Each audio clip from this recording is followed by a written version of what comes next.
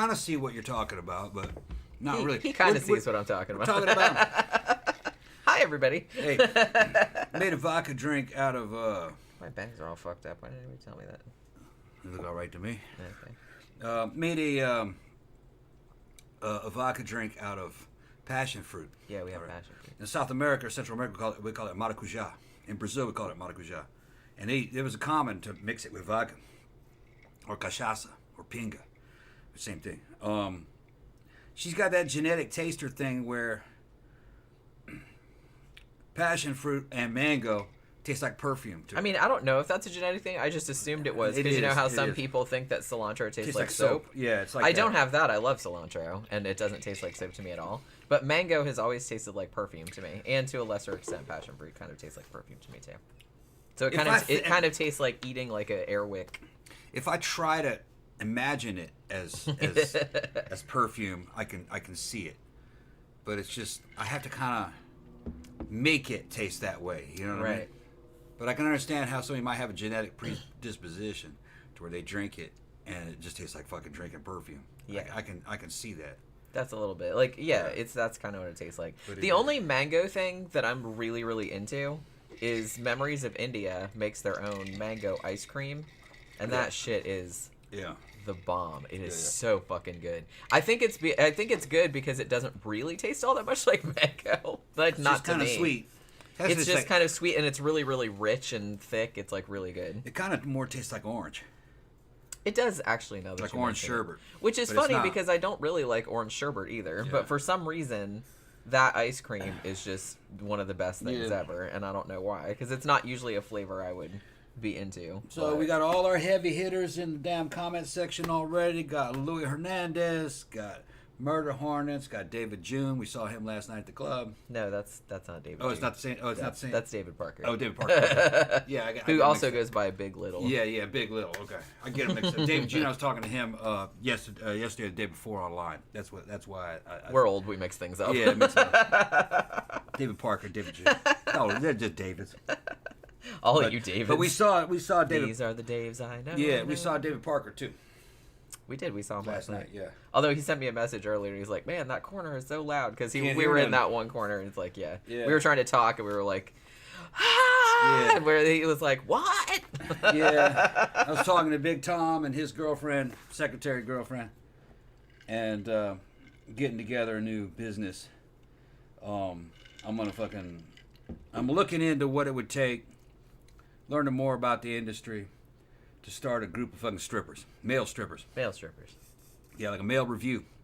Because I got access to a limo, clubs, DJs. I got access to the guys, some bodybuilders and fucking bouncers and shit. But I got to recruit a team of guys. I got asked to dance at ladies' night. That's basically a male that's what got him. That's what started. That's what got him thinking about it. Yeah, and there's a demand for it.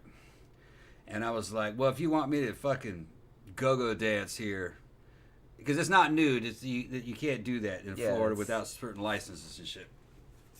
Dance around in your damn underwear and fucking. You could wear your jock mails. Yeah, or whatever those are. That's what they're called, right? Doing lap dances on them little fucking civilian girls on the damn. Civilian girls. Yeah, it's the girls that are chased off. Yeah, it's those. I know. That's why I laughed. They're civilians. Civilians. Yeah. The hell is that noise out there? Sound like a damn jet going by, didn't it? It actually kind of sounded like a prop plane or something. Like they're going by, like spraying fucking like bug repellent or what, or what's that called? I don't know.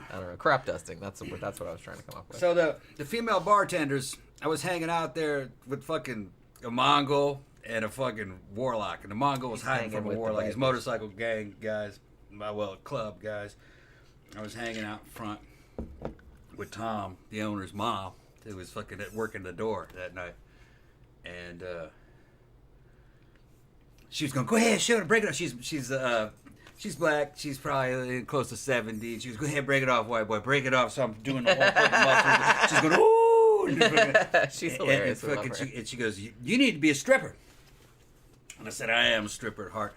And the fucking bartender girl's sitting there. She goes, you're hired. I was like, what? Because we need to get some male dancers in here for ladies' night.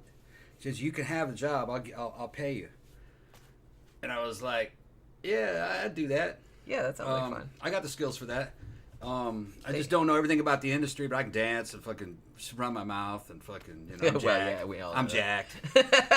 I'm about, probably a good 6 months away from having maybe a year away from having a real good six-pack. You really, to make a living at that, you got to have a fucking good six-pack.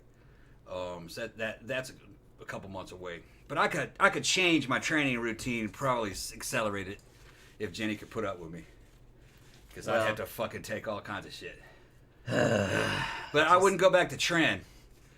Please don't do that. Nah. I'd use MPP. You put me through a lot. MPP and test. And I was thinking about, but the thing is, I was going like, it would suck to do that shit. You'd be the only guy in there doing that. It would be weird, I think. Yeah. See, if I had a whole wolf pack of motherfuckers, like fucking 2 or 3 other jack motherfuckers, we'd sit there just running game on them, you know what I mean? Just having fun. Then it would be a lot, because there'd be a synergy. All eyes wouldn't be on me. I mean, right. I can do live performances and sing live and shit, but it's more of a trip if you're up there in your fucking underwear. Yeah. You know what I mean? It's a lot. Yeah. It's a lot. So it's better if there's more than one guy in there. Yeah.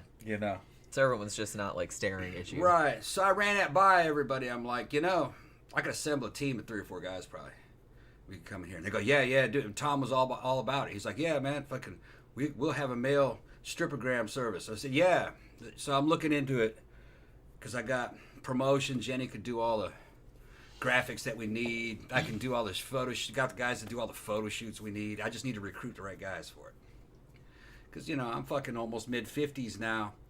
It wouldn't be a good long-term plan fucking having me as a headliner on that shit. 10 years later, I'm fucking 65, So I want to recruit some guys in their 30s, for that.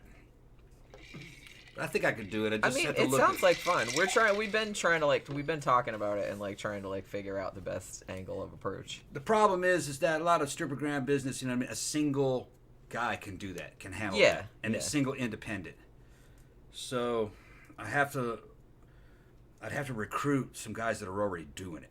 That'd be the best way. At least one of them.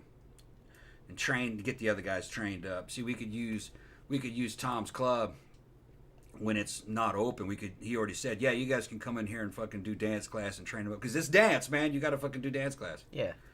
And you're training the new guys that have never done it, But I kind of would want experienced guys. The thing is, experienced guys can do it on their own. Right. So what are you offering them? Right.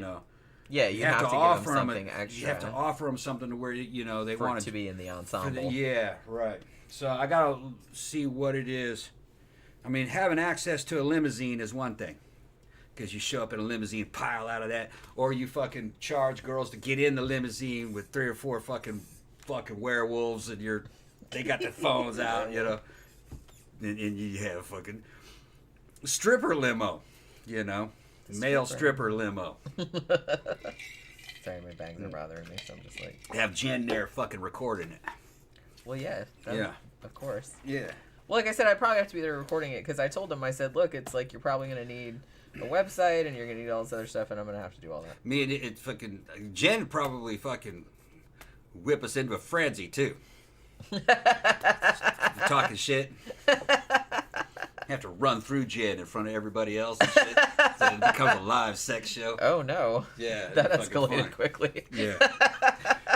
Fucking weird ass fucking hormones involved and shit. Oh my goodness. Yeah. This is, like I said, this is all fucking me just fantasizing. It's been a journey. Me all of these. Me imagining this shit. Like all of these hormones and stuff that you're on. It's like making my transformation. It's transformation. Making my transformation into a fucking werewolf. Yeah. Murder Hornet said live stream it. Yeah, we could. David June says Tomlin can be a daddy pimp to some boys, haha. And then John Smith said living the dream. Yeah. Yeah. Well, you're like a male version of a madam, basically. Well, I mean, but you're not pimping them out. We were talking about it last night because you had said something to me about them asking you to dance there, and I was like, yeah, I had heard that they were trying to start a ladies' night or whatever, and they wanted that. And then when you came up with that idea of like all the guys and like and I was like, that's a great idea, and like we ran it through like a bunch of people. Like we asked like the owner, we asked all the bartenders, female strippers that I know. Yeah, we asked one girl we know there that used to be a stripper, Jenna Shea. And and everybody and the DJs, and they were like, "Oh my god, that's an amazing idea." I was like, "Right?" It's like, because we have a support team, so it's not a living the dream type situation. No, we have everything to do it already. Well, that's what I said. I said we know all of these people. We know everybody do it, right? So it's like we could leverage that. Yeah, you just have to get the right crew of guys. I need to recruit about 3 guys. And I don't think anyone is doing that. I don't think anybody's doing it. Or the specific angle that we were thinking of doing. I don't think anybody's doing that because it's like, I don't know. I just kind of feel like it would go over really well, and I think it would go over particularly really well like at Mannequins. Yeah. Because that's kind of like that kind of place. Well, I mean, you have to like Mannequins. It started out, like I said, as kind of like a horror themed bar, and it still has a little bit of that. But he kind of went more in a direction where now there's kind of like realistic real dolls, like sex dolls and stuff, like everywhere, like in fucking fetish clothes and stuff. And so like a big part of people coming in there is they're like, ooh, I'm gonna take a picture with the sex doll or like spanking the sex doll. Or whatever. And there are a lot fewer problems associated with male dancers than female dancers. Male dancers don't need security because a group of girls can't overpower fucking 230-pound fucking muscle man. That's not gonna happen. Well, and they probably wouldn't. They wouldn't want to do it anyway. Well, they act bad. I've seen videos of the shit that they do, but they can't hurt that guy. He doesn't. He's not really. As long as they don't do anything illegal, he's not gonna. Another thing is that they don't have to fucking. They don't have to fucking become prostitutes to fucking survive. Women aren't interested in that. They won't pay you for that. It's just entertainment. So yeah, they just want to feel naughty for a few hours before they get married or something like that. It's a different system, and the caliber of women is a lot better than the caliber of guys that go to their damn gentlemen's clubs. Yeah, that's John's and simps, which is the same thing. That's putting it nicely. Yeah, John is a simp. I mean, why do you think that the couple times that we've actually been to strip clubs, why all the dancers are like super into? They're like, oh my god, a woman's in here, yay! Yeah. They're just like so happy to see another. And it's like that one time that we went, it's like all the strippers were like all over me, and they were just like all they wanted to do was like complain. It was like not complain, but just talk about it's like how hard their life was and stuff like that. Yeah, that was at Rachel's. This is like a real famous. Yeah, that's like a really big. That's probably the most famous one in this area. Yeah, it's massive. It's nice. It's got a fucking. You can get a fucking steak in there. Yeah, got a fantastic buffet. And I don't know if it's good. I've never had a steak. They say it's fucking 5-star. Really? Yeah, they got people. A woman can't go in there on her own, but she can go when she's accompanied by a guy with a guy. I wouldn't want to go in there on my own anyway. No. That would be a bad idea. Well, I looked at Rachel's reviews one of the times, and there was like a couple of 1-star reviews, and it was always lesbians that they weren't allowed to go in there on their own. I didn't know. So they actually don't let just like one woman in. Nope. They don't want the nature of the club to change from basically a fucking heterosexual club into a lesbian club. That's what they don't want it to become that. So. A woman unaccompanied by a man cannot go in. She has to be with her boyfriend or her husband. I didn't realize. No, they don't care if you're fucking getting lap dances from the strippers. They don't care at all. Matter of fact, the strippers are all about that. Well, yeah, like I said, I'd imagine the strippers would be like, "Oh, thank God." They're all thruples anyway. A lot of them fucking strippers are thruple and quintuple and pansexual. They're like that, so. Well, yeah, Louis says, I used to drive strippers to parties back in the day. Some dudes, after a couple of drinks, get handsy. Yeah. After a couple close calls, had my brother for backup. Yeah. Yeah, that's the thing. It's strippers like you really have to, Yeah. I mean, because guys. Dudes. Yeah, like male strippers, like you said, like, sometimes women will act bad and stuff, but they're not going to, like, fucking attack you or they're not going to rape that dude. Or anything like that. But, like, no, they're dudes absolutely would. Like, if it was the other way around. Well, it's not only that. Is that a fucking 200-pound man that's fucking 10% body fat can wade through a sea of women if he has to defend himself? They don't weigh anything. Sorry, I just had a visual of like a guy just wading through all these like women floating. No. No. Fucking. And a 230-pound fucking bodybuilder can fucking wade through a sea of men if they're not jacked and not on fucking gear. I mean, I'm 200 pounds pretty much, and I can, you know. If you're not a bodybuilder or MMA and you're not on gear, you don't stand a chance. I'll take out 2 or 3 of you. Before fucking I'd be swamped by a dog pile, but because that'll eventually happen. There's limits to everything. But, well, yeah, I mean, but no, you just cut right through a fucking normal guy. Because the average guy, the normal average guy, fucking regardless of how tall he is so much weaker than me. They can't. I'm talking about just the average. The only guys that have a chance are other bodybuilders and trained fighters, and they're all on gear too. MMA guys are all on gear. They're good, real good. You don't want to fuck with them. Zach said, when anyone talks about strip clubs, it just makes me think of all the times I go into the ones in a GTA game, Grand Theft Auto, and kill everyone. We have been, they're fun, but I do kind of feel like the time that we went, that we had the best time, it was like a special event. Because it was like bartender versus bartender, and it was like our bartender from like the goth bar that we went to, Hector, versus some other bar's bartender, and they were like seeing who got the most tips and everything like that. So all the goth people were out, like supporting him. Yeah, and so a lot of the strippers are goth inclined. So the strippers were like, "Oh my god, cool people!" Yeah, because I'm sure that's probably not the people that normally go there. I have to say though, I don't know if it's still there, but remember how right across the street from Rachel's was Sweethearts with a Z, which was a clothing store, and that's where all the strippers would buy their clothes. Yeah. But they had some good shit in there. I bought a bunch of clothes in there. I think Amazon though would really probably fuck them up I don't nowadays. know if that's still there or not. I'd have to check because I haven't been there. We used to go there quite a lot because like I said, I got a lot of clothes there, and shoes and stuff because they had a lot of really cool shoes and shit. They're real good for fucking chicks that are thick. And big boobied. Big boobs, thick. Well, because they have a bunch of stuff there that's like fitted, or that's like that's stretchy stretch material. So, but it's like fitted, so it looks good on. Because if you buy regular clothes, if you have big boobs, you're gonna look fat. You're gonna look fat because it's just gonna hang. Mm-hmm. You know what I mean? Because you have to buy a bigger size because your tits are too big.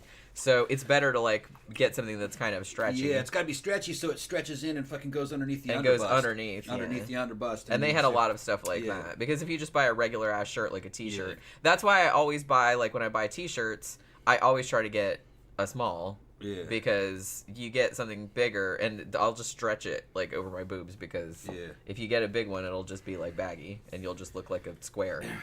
But I'm learning from the other strippers, the female strippers. They've been involved in little projects like that. There's a lot of burlesque dancers that are in the goth fucking fat and retro fashion scene that go do these shows. They're kind of classy, where it's like striptease. Yeah, they do burlesque, and they do belly dance. There's a lot of belly dancers, too, like tribal belly dancers. And whenever you try to get something together like that, according to the strippers, the problem is reliability. A lot of them don't show up. They don't show up on time because they're flaky. I don't know if the males are like that. They might be a lot better at keeping dates because they're not. The females are always having problems with boyfriends. Boyfriends won't let them go, or the boyfriends got in trouble, or shit like that. They can't make it. They got to take dick. They can't work that day. It's just stupid shit like that. Got to take dick. Sorry. The male strippers are fucking, and the male guys are more available. You know what I mean? They're not being swamped by fucking dicks. Fucking. Which that's what happens. Swamped by dicks. The Tom Ross story. Female strippers are in a fucking eternal war against dicks. Dicks trying to come from every direction. Coming at you. They're sick of them. Sick of dicks. Sick of dicks. Sick of dicks. Yeah. They're dick challenged. I kind of feel like you know what? It would make me really sad if in this world there wasn't like a stripper or an ex-stripper that wrote an autobiography that was called Sick of Dicks. That would be so awesome. Yeah. I would read that in a second.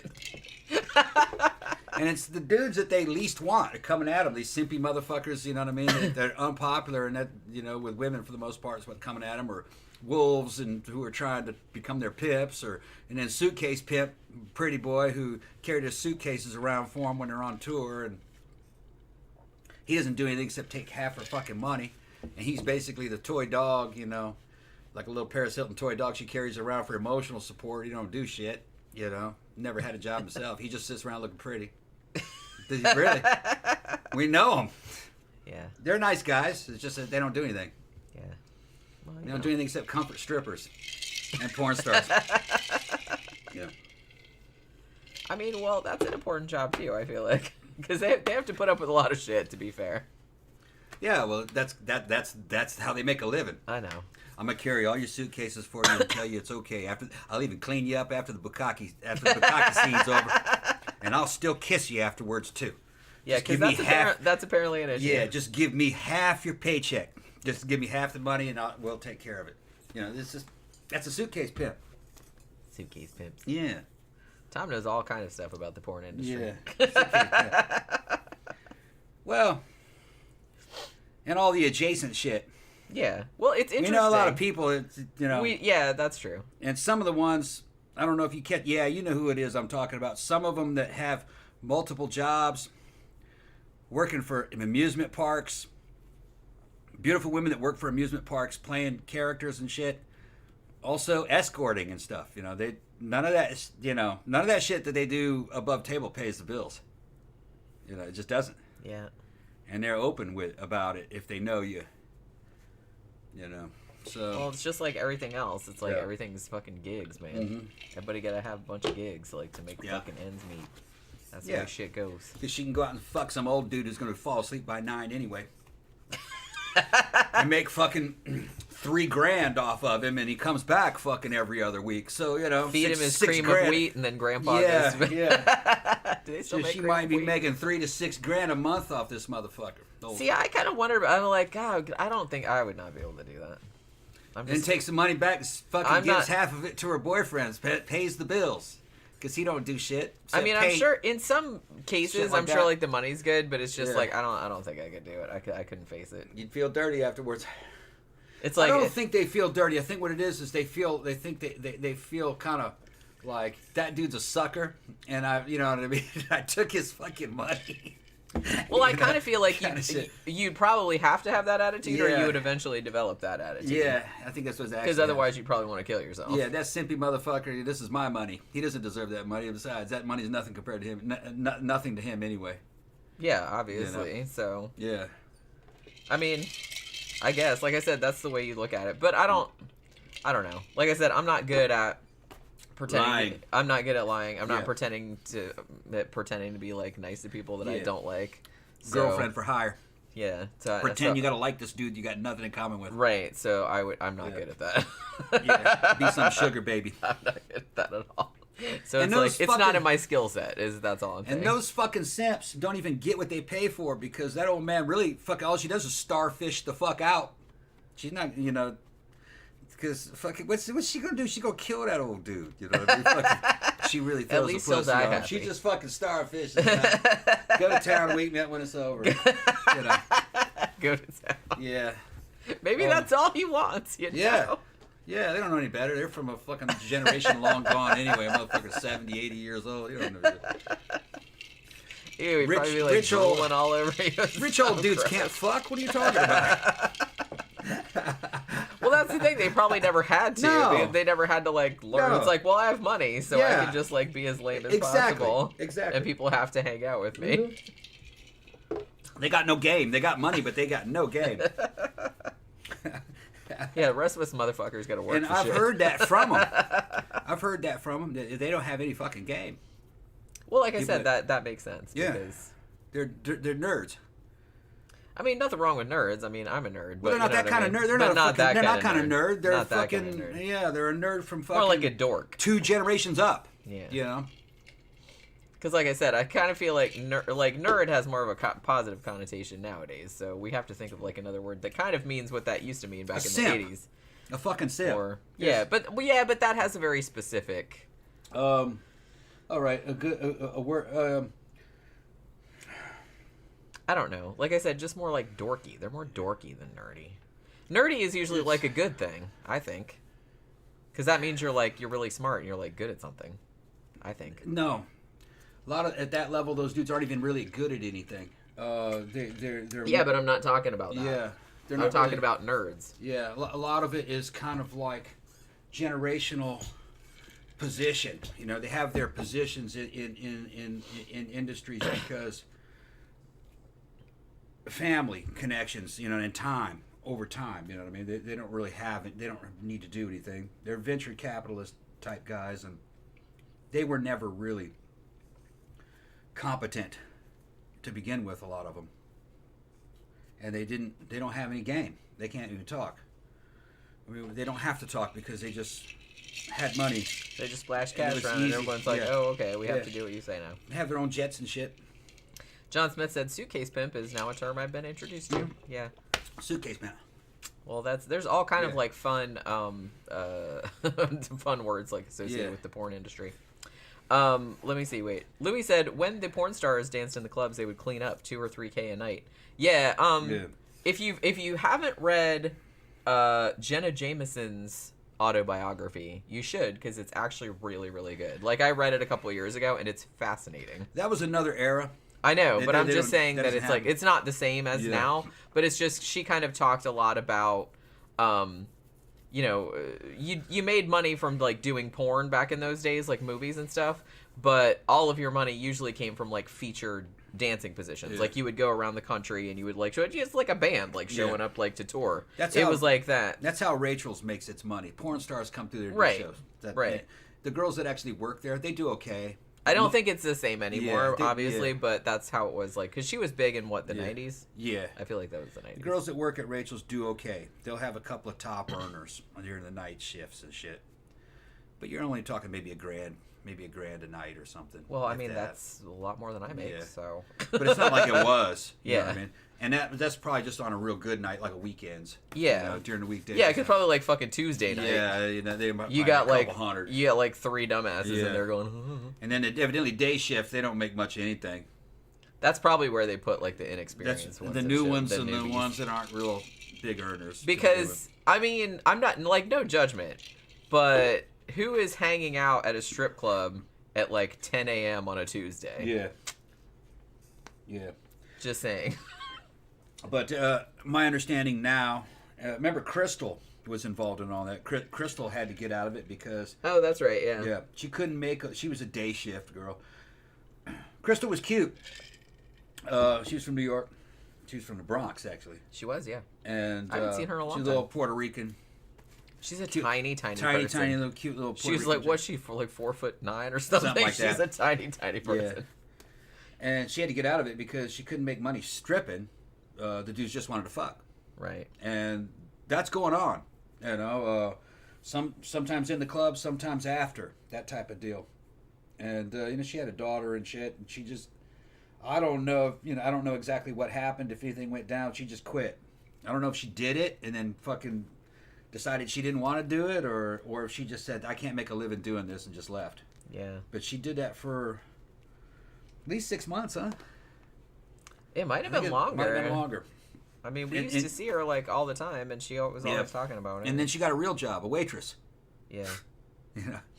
Which in a lot of ways is harder, but it's probably like a lot less. I think it was less stress and probably better money. Stressful. Might have been better money. Depending on where you are. I mean, I've never worked in food service.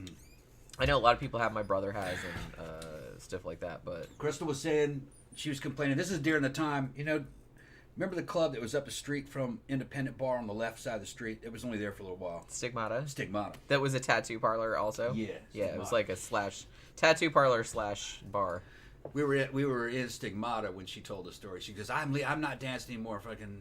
She's like, I can't make any damn money. He said, really? She goes, yeah, the dudes just want to fuck. That's the only way you can make money. And he's like, oh, so really? She goes, yeah, if you're not fucking or sucking, then you're not going to make any money doing that, especially not in day shift. So I'm out of there.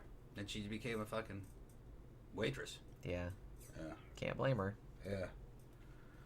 Yeah, I remember her. Yeah, now that you bring it up. That wasn't at Rachel's, though. She wasn't working at Rachel's. She was working at another one. Yeah. A second-tier place. I remember she told me where she worked, and I'd heard of it, but it wasn't. Yeah. Wasn't that Crazy Horse fucking lounge? No. Man.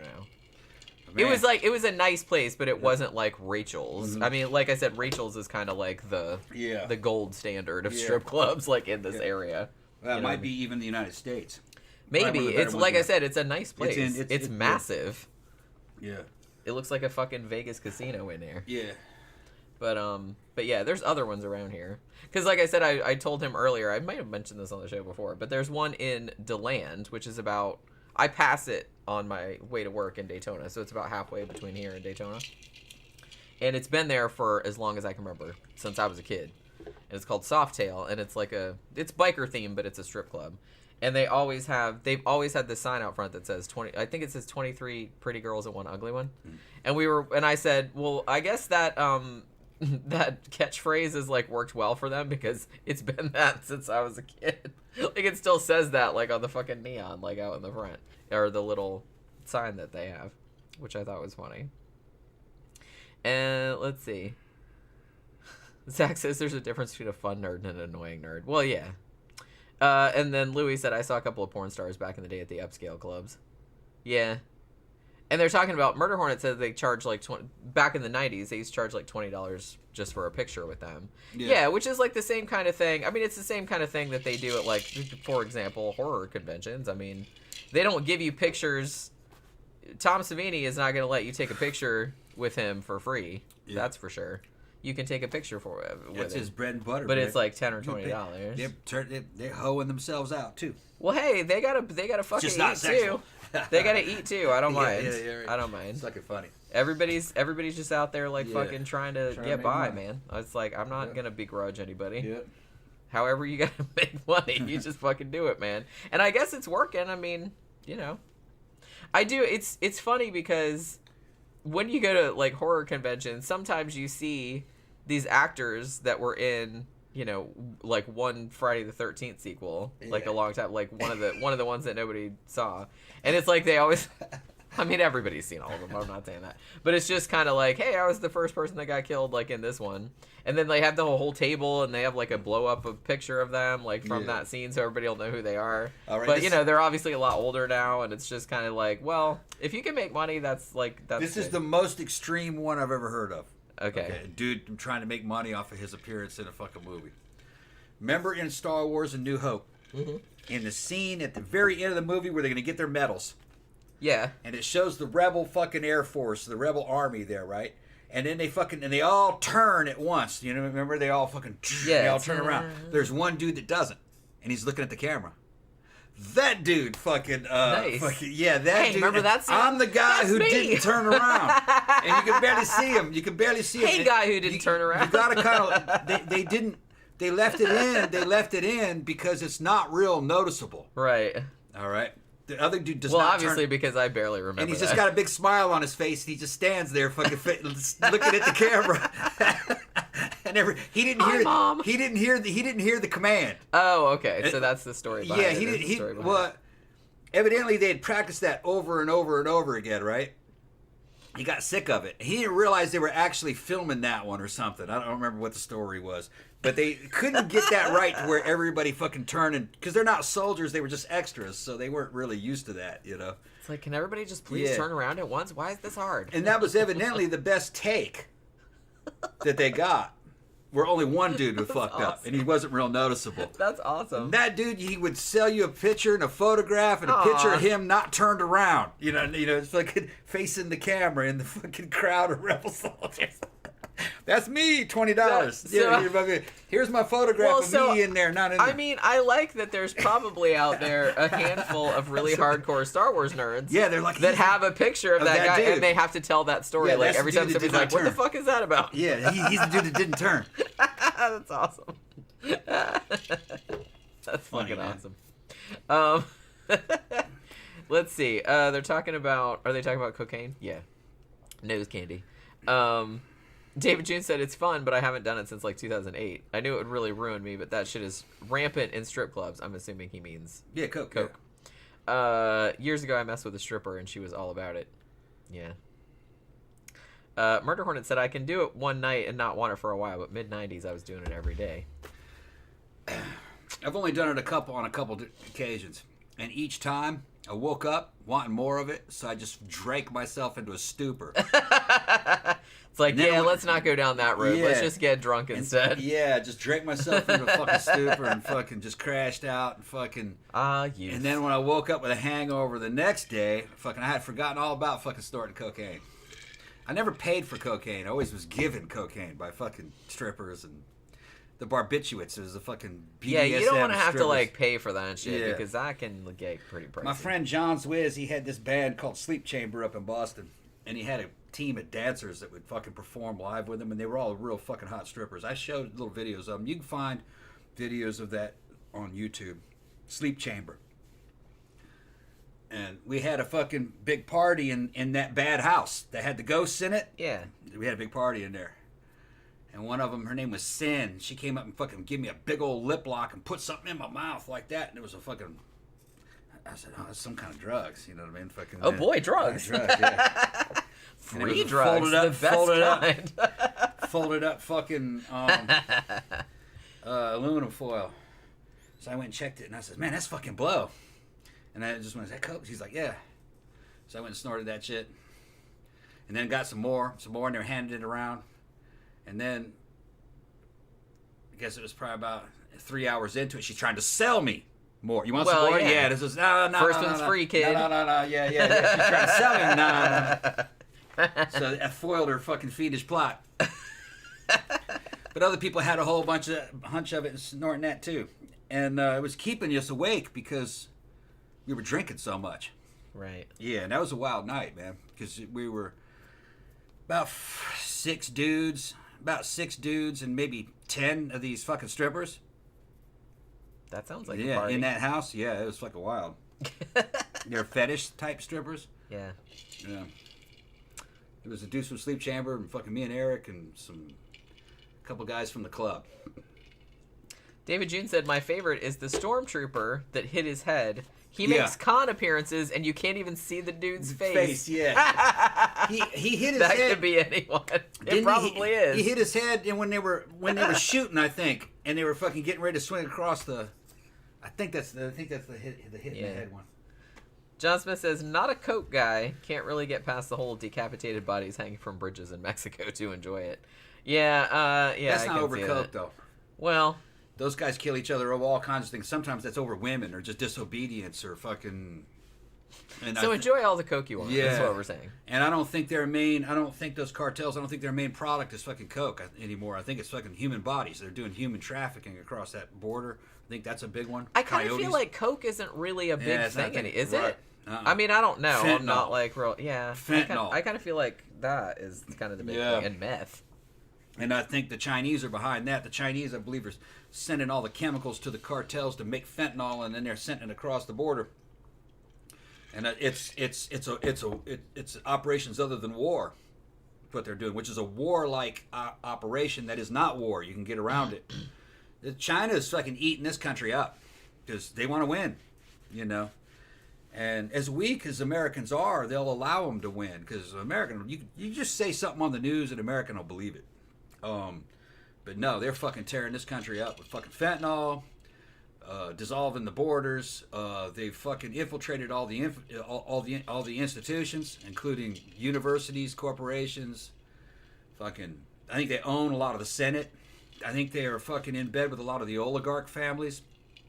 The World Economic Forum says that they want the United States and the whole West to adopt the Chinese model. So it looks like the WEF is sucking Chinese dick. That's what they do. They're under the control of the Chinese, probably. Because China has money. There's this constant thing, well, their economy is frail and this and that. That's coming out of American news propaganda. I think they're in a much better shape than Americans are told. I think China's a lot stronger than we think. I mean, they were telling us that Russia was weak. Russia's fucking just defeated the largest army in Europe, and that was that Ukrainian army that we bought for them. Totally demilitarized NATO. NATO has nothing now.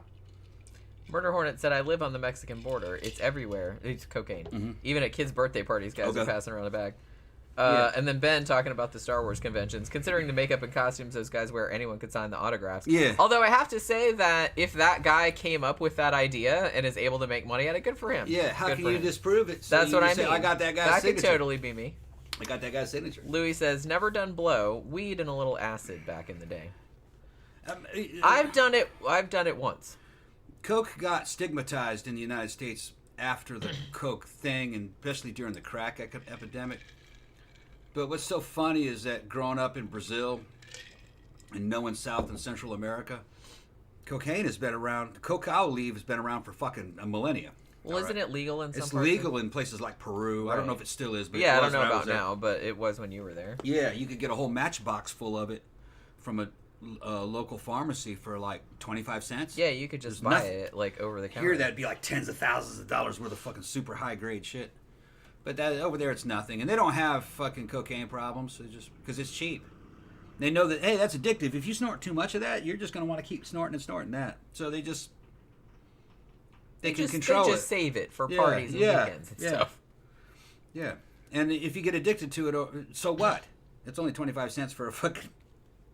Yeah, it's not like here where you're gonna go rob a bank to get the money, right. And so, you know, go completely bankrupt. Yeah, like fucking right.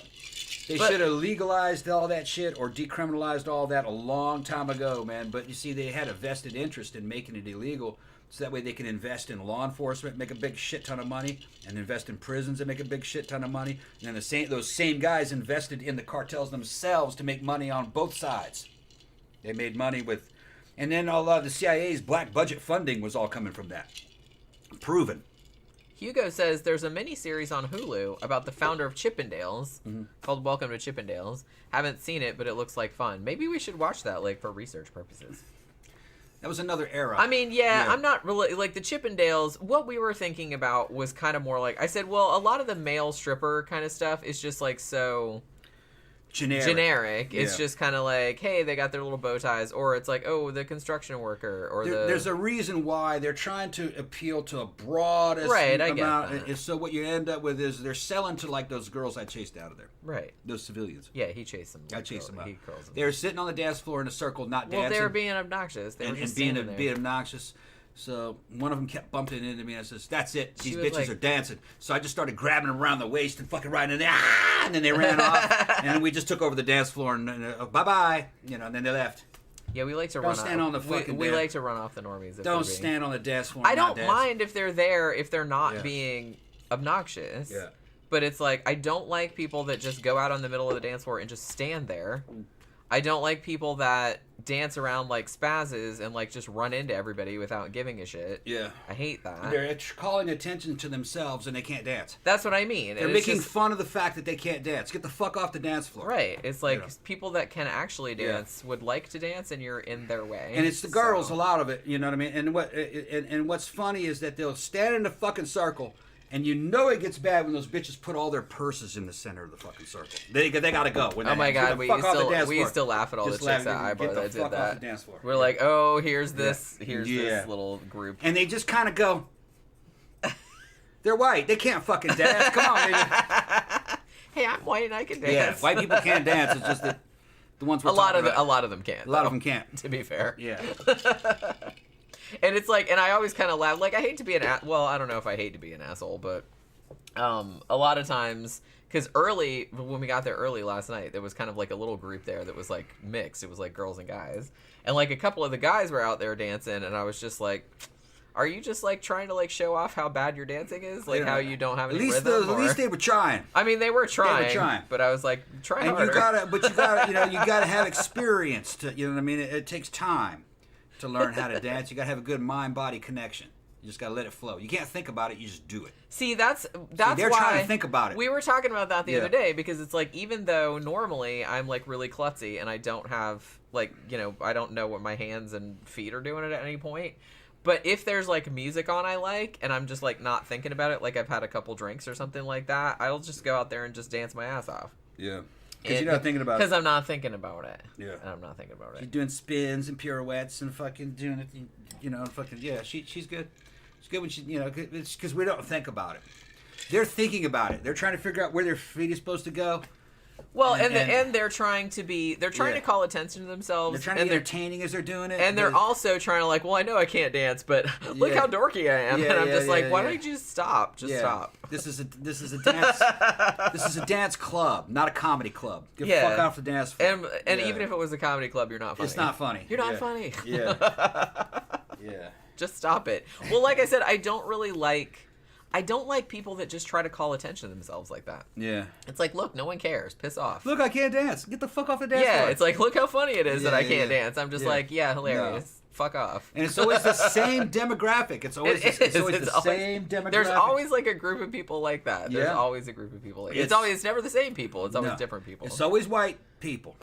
All right, and they're upper middle class. It is always like they're upper middle class white people who are kind of like office worker, college kid types. Yeah, they're out cutting loose. Yeah, cutting loose for the night. They're very Japanese almost.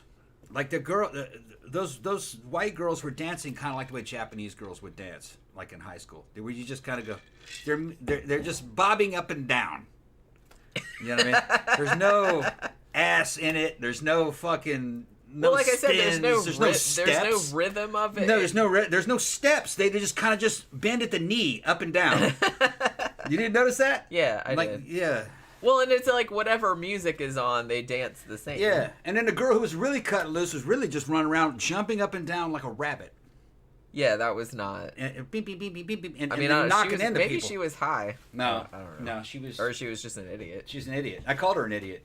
Don't you remember that? I can't hear it now. She jumped backwards into me and I fucking grabbed her. Remember, I grabbed her by her fucking elbows because I pushed her forward. Back off me like that, and all her friends looked at me and I go, "You fucking idiot." It's like, settle down. It's like everybody's there to have fun, but Jesus Christ, you don't be a fucking idiot. Don't be a fucking idiot about it. It's like nobody wants to be run into by some fucking moron that doesn't know, like. Yeah. Oh, look how cute! I'm just like running around and dancing and bumping into everybody. I'm like, bitch, I'm gonna punch you right in your fucking face. Yeah, I had enough, so I just grabbed the nearest one and just started climbing up against her. Like that. She jumped off me, and I grabbed the other one by her fucking belt and pulled her. And said, "Come on, we're dancing," because they weren't dancing. They were just jumping up and down. Ran off, and the two lesbians that were standing next to me laughed. They were like, "That was great." Well, because it's a constant struggle, especially at that place, like on Friday night. Because Friday night is ostensibly the goth night. And sometimes you get, like, a bunch of goth people, and sometimes you don't get that many goth people, just depending on what time of the month it is or whatever. That sounded like a period thing, but it wasn't. But it was a paycheck thing. But, so a lot of times, like, the goths will be out there dancing, and, like, you can see their faces are, like, getting super annoyed because there's, like, all these normies out there just either standing there. Standing in the middle of the dance floor. Or with cups. Or making fun of people dancing. They do that, too. Where they're just like, look at these weirdos. Like that. And then it's just like, Jesus Christ, can I please just fucking dance? And so, like, when you start kind of, like, you can't. I mean, you have to be. I don't know if you have to be subtle about it, but no. I mean, I've kind of like danced and like backed into people. Oh, whoops, and then you just keep backing up until they're off the floor. You push them off. What's funny is that. Oh no, they left. What's funny is that they'll show. Thank you, David June. Thank you, David. Cheers, y'all. They'll show up and they'll stand on the dance floor, leer at the people at the dance floor because it's early in the night when they're there. Yeah. And they're like, "Look at these weirdos." Yeah, it's that kind of thing. And then they don't realize it, but over the next half hour, they're slowly being outnumbered. By weirdos. And they're like, "Wait a minute, where am I? What kind of place is this?" And then they leave. Yeah. Oh, shit. Ooh, I don't like that. Yeah. Yeah, they only like that as long as like they have backup. They're only like that if they have numerical supremacy. That's kind of why you never know how it's gonna go at that place because it's like if the normies outweigh like early in the night, then it's kind of bad because then it's gonna go in that direction and they're gonna be like, well, this is our shit and we just took it over.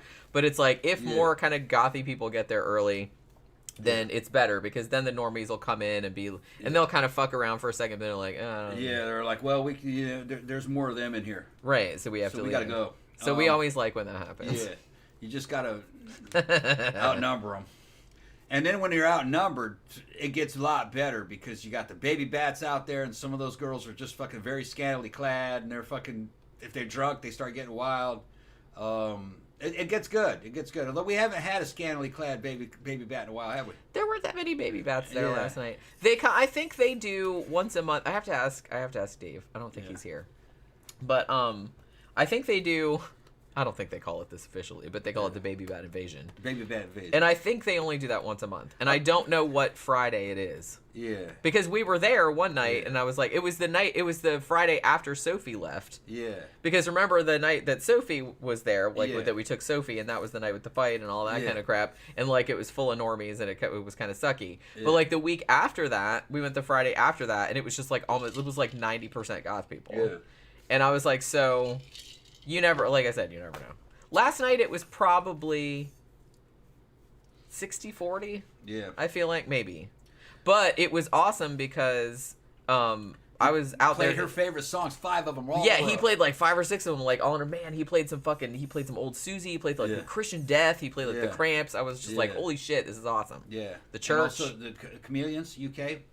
Yeah, and then I Want to Be Ignored, or I Want to Be Adored. Stone Roses. I Want to Be Ignored. That's the other version. I want to be ignored. That's the B-side. That'd be awesome. And then fucking Old Ministry. Yeah, Halloween. Although I'm sick of that song, to be honest with you. Overplayed. And he played Skinny Puppy. Yeah. Yeah. For those of you guys who don't know the fuck we're talking about, a baby bat is a young, new goth person. Yeah. That's a baby bat. It's usually girls. Oh, Dave is here. Hello, you two. Yeah. He just arrived. Right. Murder Hornet said, what do they call older goths? Elder. They just call them elders. That's what they usually call them. Yeah. I mean, that's the only terminology I've ever heard. It would be funnier if we were called old bats, but we're not. I've never heard anybody Dusty use that. goth. They usually just call them elder. Elders. Elder goth. Dave says Paul knows what you like, but he has a Jenny file. Yeah, because honestly, most of the time, like early in the night, if he sees me in there, he'll usually play like Nick Cave or something like that, like when no one else is dancing. He was kicking ass. That was a good run. Dave was hanging out with us in that back corner near that fucking speaker. Nobody could hear anybody, as loud as it was. And we had a couple baby bats hanging out with us. That one baby bat with the booty was next to us. Got to know her. I don't know what her deal was. And then, what's your deal? Then there was this other baby bat, this skinny motherfucker, looked like Egon from. Oh, he's going this time. Yeah, I'm gonna go there. He's gonna bring this up. I'm gonna go there. I'm gonna go there. Okay, we're gonna talk about. All right. There's this nerdy redhead chick was next to us, right? And I go, Jen, there's your new girlfriend. I was checking her out. She's cute. Yeah, I've seen her before. I've seen her at Barbarella. Yeah, she's about 40. She doesn't look it, though. She looks a lot younger. Well, he knows I like nerdy girls, so he's always like, hey, there's your girlfriend. Yeah. Which I'm like, oh, all right. There's this guy out there dancing. He's young, too. He's baby bat. Skinny. He kind of looked like Egon from fucking Ghostbusters. A little bit, but I like Egon from Skinny. Ghostbusters. This motherfucker was skinny. He looked like fucking... I collect spores, molds, and fungus. Yeah, he looked like fucking... John Travolta from Grease. I mean, that's how skinny I didn't get that John Travolta. Real skinny. The dude, he just looked a little oily to me. But he's out there. He's out there dancing with a couple little hot baby bats.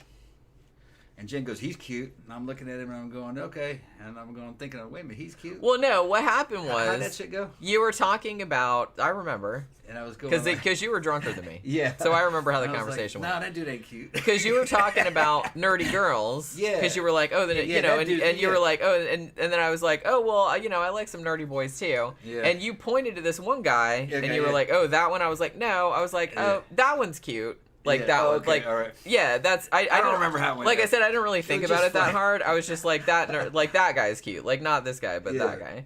And then like you kind of got all. I was like, wait a minute, hold on. Wait, that guy's cute. And what does that say about me? What does that say about me? And then he was having this whole like existential crisis. No, it was not. Because we were talking about it. I must be fucking ugly as shit. No. But I tried to explain. I'm like, dude, one, I didn't think about it that much. Yeah. I was just like saying, oh, that's an example of like a cute nerdy guy. I say, but he's young enough to be my son, so don't worry about it. You know what I mean? I just said, just for an example, that was the guy that was there. She's saying that covering up, man. No. I'm just saying that was the guy that was there. I didn't think about it. I really didn't think about it that hard. Okay. I really didn't. So there was that. So you're saying if you were on a desert island. See, I told you you're having an existential crisis about this. You're thinking about it way more than I think about it. Because I was telling him before, it's like I'm not like a checking out people motherfucker. I'm just not. I've never been like that. And I said if I'm gonna check out somebody, it's probably gonna be a chick. It's not gonna be a dude. I don't check out dudes unless they have like a really awesome outfit. Yeah. Or unless they're like a really good dancer. So like that's the only thing I noticed. So we go. So today we go down to fucking Koi Wan. We tear that's become our Saturday tradition now. Going to Koi Wan. I ate so much fucking shrimp and steak. You ate so much. I can't. I got through a plate and a half, and I was like, I think I'm gonna throw up. I don't think I can eat it anymore. So we go to Publix, which is our local grocery store. On the way back, she had to pick up some lunch stuff, and I said, I bet your girlfriend's working in here tonight. There's this little nerdy girl who works at the bakery. She's cute. Yeah. And fucking, I pointed her out. I found her. I scouted her out for Jen. So I said, I bet she's working in here. And she was, I don't know. So we walk in there, and here she comes, man, walking right towards me. And she had blue hair. Well, she had like her little blue hair. her yeah, little she's nerdy. Hairnet on, because she was working in the bakery. And I said, hey, how are you doing? And she goes, how are you doing? And he kept walking, and fucking Jenny goes, you smooth motherfucker. You. But she was working. I couldn't, I'm gonna get her for you. I'm gonna get her for you. I like the nerdy girl. Yeah, she's. How are you doing? And man, she just works right up the street. Yeah. Okay. We're gonna see. But yeah, I think, like I said, you worry too much about it. Like I literally don't check out dudes. Yeah. Like I said, the only reason I would notice a dude, I was like, oh, that's a cool outfit. Yeah. Like he looks real put together. That's why I noticed you. Yeah. I wouldn't normally like notice dudes, but that was the first thing I noticed about it. I was like, man, he's a good dresser. Like, cause you like, would wear like some really Big cool Little shit. goes, he did look like Egon. You know exactly who I'm talking about. See, I like Egon. Egon, though. yeah. I know you like giving me shit about it. Yeah. Egon was the hottest Ghostbuster. Yeah, Egon. Look like Egon. Sorry. You know how I do? That dude weighed 100 pounds, man. I like Lurch. Yeah. I like that kind of shit. I like Spock. That dude was probably like 5'9" and 100 pounds. That's okay. Well, like I said, he's probably like fucking 19 or some shit. Well, no, he's probably like 21. He was having success, man. Yeah, he got that. Jump right on that girl. I think like a man. I think like a man should. They were out there fucking making it. Yeah, she was up there. She left to them, I think. She was. Yeah, they left him. He was making out with her. He was sitting on that thing making out with her, and her friend was sitting next to him. Remember, she had that. She was with that black chick. Yeah. Black chick was sitting there just watching them making out. Yeah. Yeah. She was cute too. She was cute. Yeah. Well, I saw. She was waiting by the bathroom when I was waiting by the bathroom. Yeah. So I was like, I didn't talk to her, but yeah, I saw her. Louis said, question, are industrial clubs and goth clubs similar? Yeah, we used to go to industrial clubs in Hollywood back in the day. Yeah, I kind of feel like it's the same scene. I mean, it's like merged. There's a gothic industrial. There's a lot of overlap. It's happening in the same club. I'm not like I'm more a goth person. Like, I'm more like a death rock, post-punk kind of person. I like some industrial, but it's not usually like my favorite. The baby bats come in are death rock. Most of them. And I love that. Like bringing it back looks like 1982. In 1982, I noticed it a lot at the Zymox show. Yeah. Because I noticed like a lot of... Because probably the crowd were like half old fuckers like us and then half like really young people. Yeah. But they all looked like all death rocked out. And cute. And I was like, that's awesome. They're cute. That's awesome. Little 100-pound girls, skinny. But they can. It's easy for them at that age. But the clothes just fucking... The clothes and the makeup and the hair just...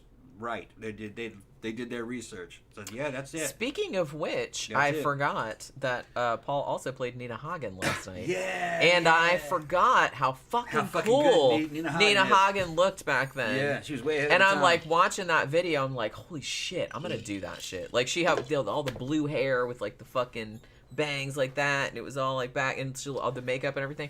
I saw Nina Hagen live in 2007, 2008, something like that, like in New York, and she still like looked really cool, but obviously she didn't look like that anymore because she was really young in that video. But I was like, man, I forgot how cool she looked back in the day. Yeah, she's way ahead of her time. Oh yeah, big time.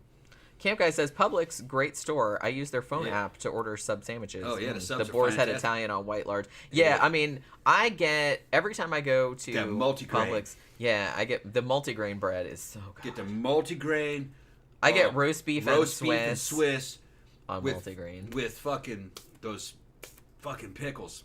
Those garlic pickles. Yeah, I get garlic pickles, banana peppers. Do not get lettuce. It's too fucking wet. I get spinach. I get spinach. Raw spinach on it. And I like tomatoes on mine. Yeah, I don't get the tomatoes. I know because you think they're too wet, but I like tomatoes. And then I don't like too much water in it. And onions and the damn banana peppers. Fuck it with mayo, just mayo. Man. Now you guys think that you guys? Maybe we should go tomorrow, I guess. Huh? We can do that. Publix fucking sandwich shop is the best fucking sandwich shop. I've been all over the United States. That's the best sub sandwiches you can get. They're all cold though. I don't think they. Wait a minute, do they have a meatball sub? Yeah. They have hot ones. Okay. They have hot ones. Okay. Yeah, I guess they did, didn't they? Yeah. They have a hot I don't think I've ever had a hot one from there though. No. Because it's like I always think about getting a different one when I go, but I'm like, man, that fucking roast beef on multigrain is so good. I'm just gonna go fucking. And they make them to order, kind of like a Subway. And like Camp Guy said, you can actually order them online like ahead. Because if you...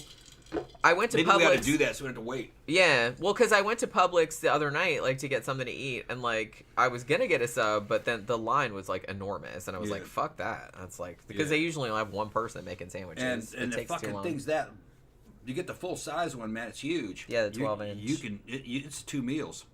Yeah, I can't eat the whole thing. That's why I don't want lettuce on there. Because if you only eat half... You go back and the other half of the lettuce has released all its water inside the bread and it's fucking soggy. But if you put raw spinach in there, it doesn't release all that water. Yeah. So the other half of that sandwich would be good for the whole day. Yeah. You know. I don't like any water in there. Same thing will happen with raw tomato. The water will seep out. Go into the bread. I like tomatoes so much that it's like I always... You got to eat it right then. Yeah. You know what I mean? If you're going to have all that water in the sandwich, you've got to eat it right then. You can't let it sit around. It'll get soggy. And if you're going to take it home, I would also advise like getting the dressing on the side. Yeah, pour it on there before you go. Right before you eat it. I mean, even though it's only like down the street from us. We're talking about, it's a, what is it? It's not a vinaigrette. It is a vinaigrette. It is kind of a What vinaigrette. do they call it? I don't know. It's It's Greek dressing, I think. What do they call Italian dressing? No. It's not Italian dressing. They just call it oil and vinegar. No. Don't they? No. I think that's all I get on there. I get oil and vinegar and then salt and pepper. Oh no, I get the dressing. I don't usually. The dressing? I just get the oil and vinegar. I think it might be what do they call it? I don't remember what they call it. So you take Italian dressing and you basically blend it. Yeah. And it's you know what I mean. You blend it together.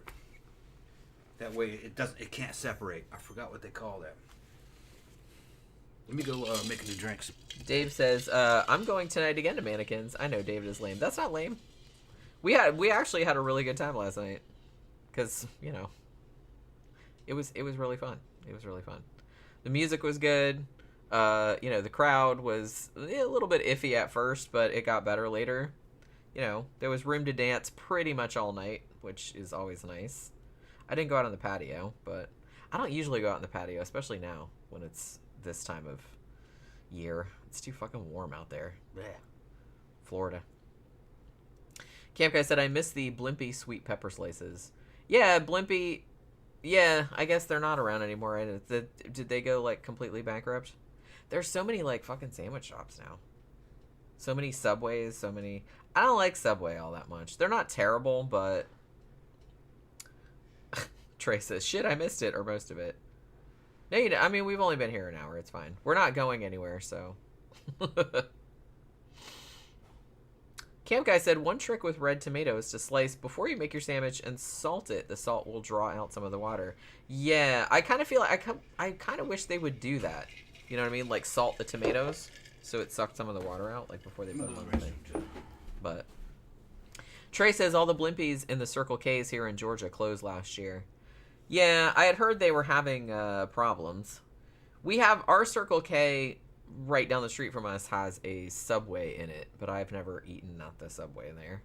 I usually just get, they have, I don't remember what the brand name is, but they have like all the cold sandwiches. Because obviously it's become a tradition now if we go out at night, like we stop at the Circle K, on the way home, and I always say, I'm going to get something different this time, but I never do. I always get just, like, a cold sandwich and, like, a half can of Pringles or something.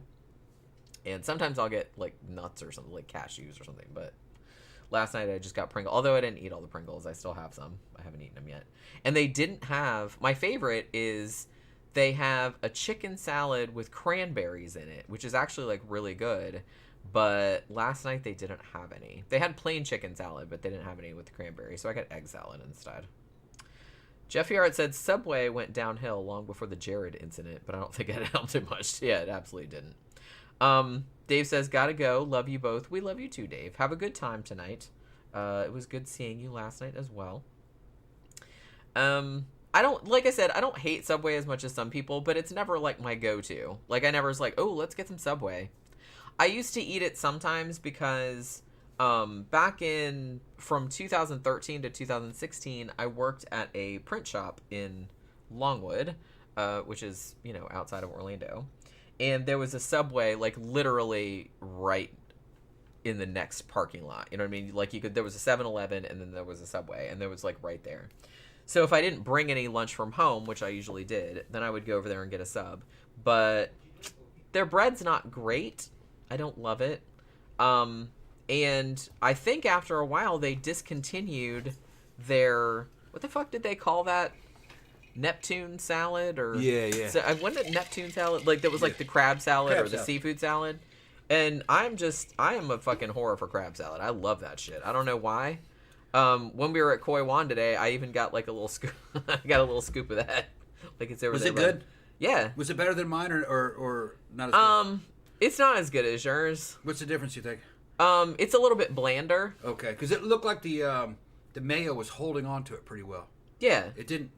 It's good, but like I said, yours has more flavor to it. It's good, but it's just kind of bland. The problem I have with mine is that over time, the mayo breaks down and becomes too watery.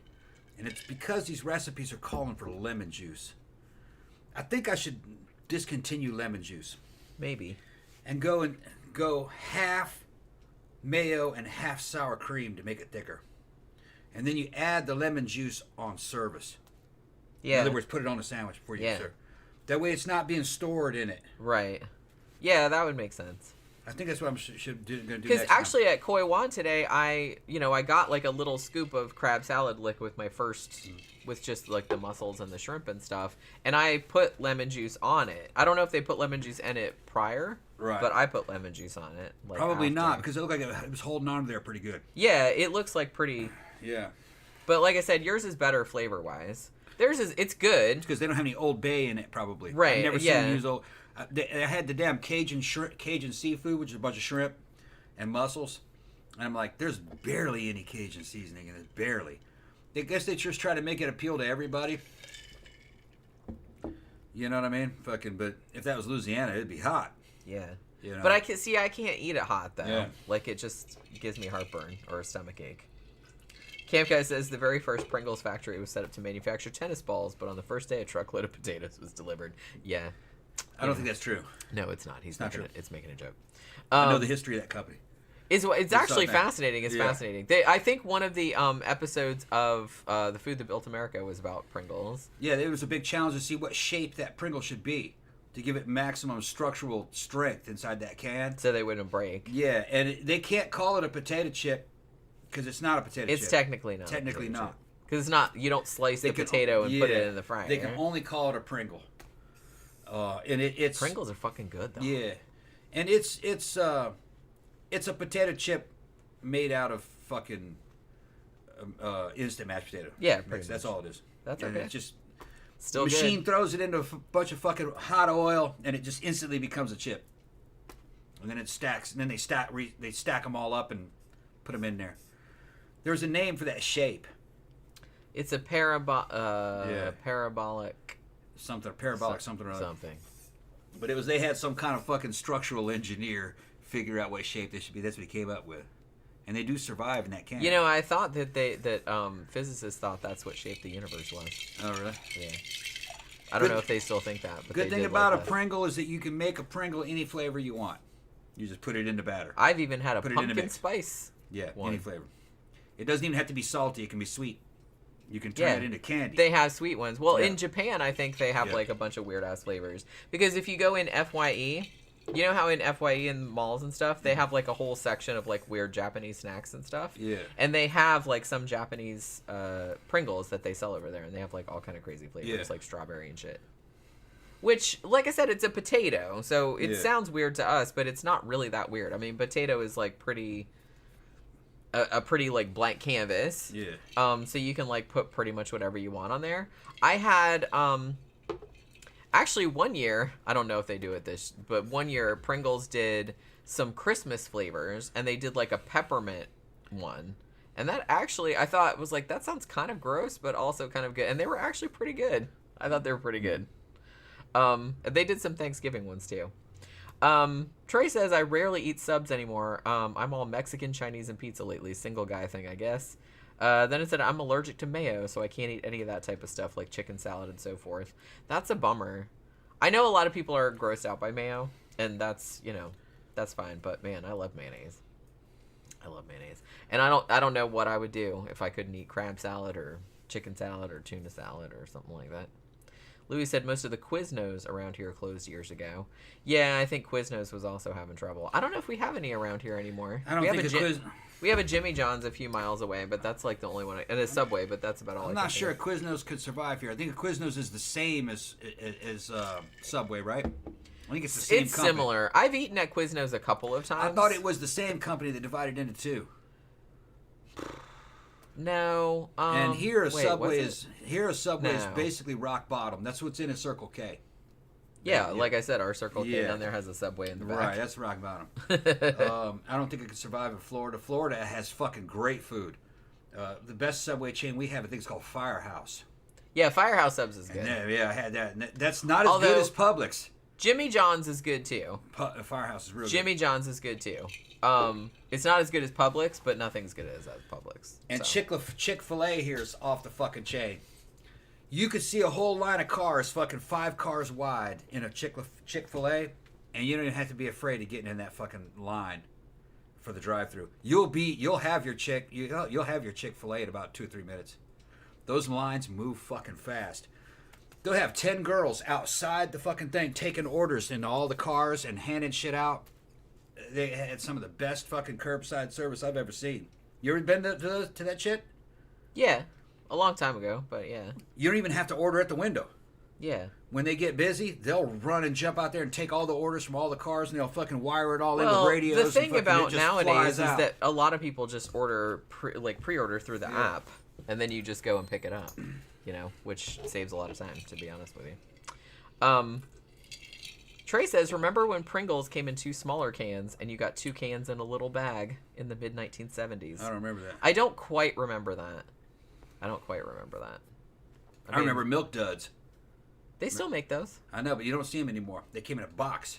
They still have them with a wax paper fucking bag inside of them. Oh, I remember that. Remember that? I don't like Milk Duds. And they had like 3 different flavors. Okay, I definitely don't remember different flavors of Milk Duds. Well, I wasn't that interested. When I was a little kid, I used to love them. I don't like that malted flavor. It wasn't malted. Not Milk Duds. What were they called? Yeah. So we're talking about something. We're talking about something. No, Milk Dud is a malt ball, right? Yeah. It wasn't that. I thought it was called. It was a chewy candy that was round. That's not a Milk Dud. It was chewy. Milk Duds are like crunchy in the middle. Okay, all right. I got it mixed because I was a little kid the last time I saw them. They were like chewy caramel covered in chocolate. Chewy caramel covered in chocolate. Okay. And one of the flavors was chewy caramel covered in chocolate, but there was a raisin in the middle of it. Ew. We're not talking about a raisinette, but it was like or better than a raisinette. What was that fucking thing called?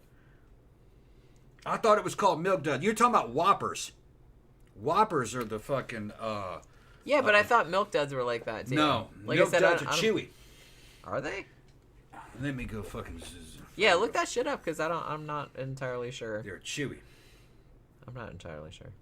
Trey said, Jimmy John's left my city last year. Yeah, we have one Jimmy John's that's like a couple of miles from here. I've never eaten at that one. Like, I've eaten at other ones, but not that one. Yeah, Jeff Yard said the YouTube channel The Company Man did a video on the decline of Quiznos. Yep. Yeah, I think I saw that. I love Company Man. That's a Milk Dud. I watch all his new shit. Oh, okay. So I was thinking of Whoppers. You're thinking of Whoppers. This is a milk dud. Well, like I said, and they used to come in a white box that was smaller than that. They're chewy. Oh, okay. I stand corrected. Yeah. Well, like I said, I never ate those, so I didn't know what they were. They used to be a white box with green letters, and there was a couple different flavors of them. Louis says Whoppers are good. Yeah, Whoppers are good too. They're great in fucking vanilla shakes. You messed up the. You fucked up the lighting. It's okay. It'll come back. They're great. They're great in vanilla shakes. Like a Whopper Blizzard from fucking Dairy Queen. Man, those Blizzards are so good. Snickers was my favorite, but yeah, the Oreo ones are pretty good too. Man, I can't get the fucking lighting to go back. It's driving me crazy. Okay. Goobers and Raisinets. Yeah, Goobers. I remember those. Yeah. I don't like anything with raisins in it. She doesn't like raisins. I don't really like raisins. Camp Guy said Panda Express just got big in the last 2 or 3 years. Yeah, they're like massive. Yeah, they're pretty good. I like them. Yeah, I don't mind. Yeah, I don't mind Panda Express actually. Let me see. Like a milk carton.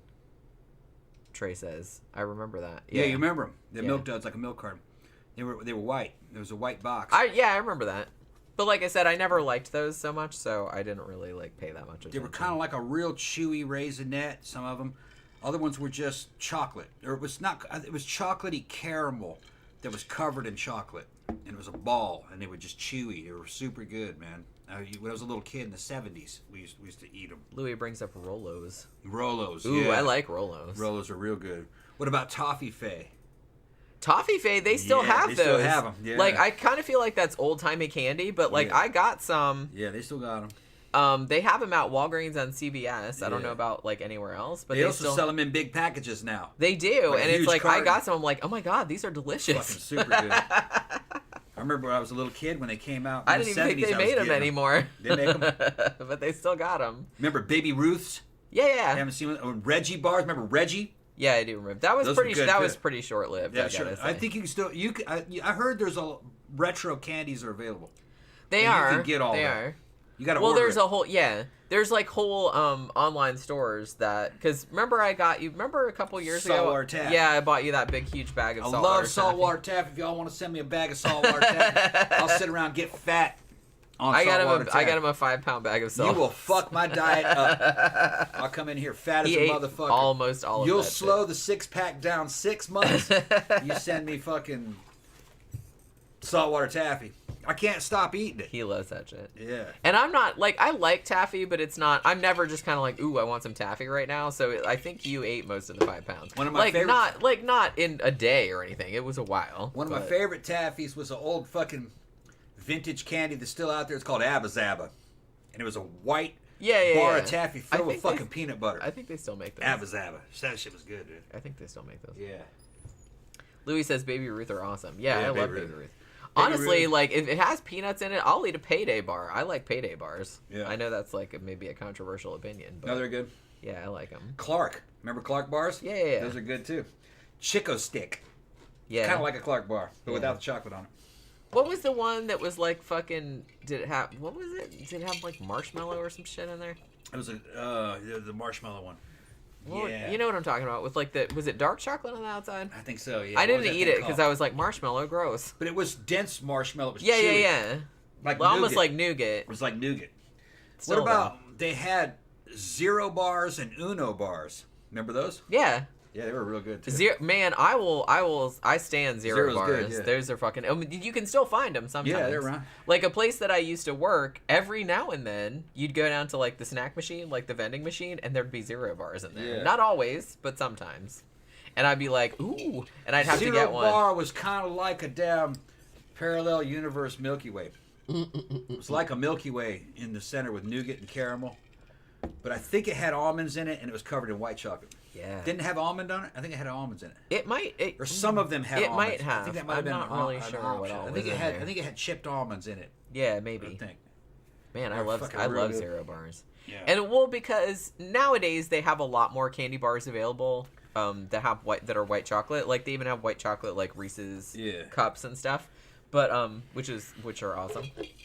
But back in the day, like when I was a kid, like me as a white chocolate loving motherfucker, it was kind of harder to find white chocolate stuff. Yeah. So Zero Bars was that was the only like widely available candy bar that was white chocolate. Like now you can get a lot of stuff in white chocolate versions, but back then you couldn't.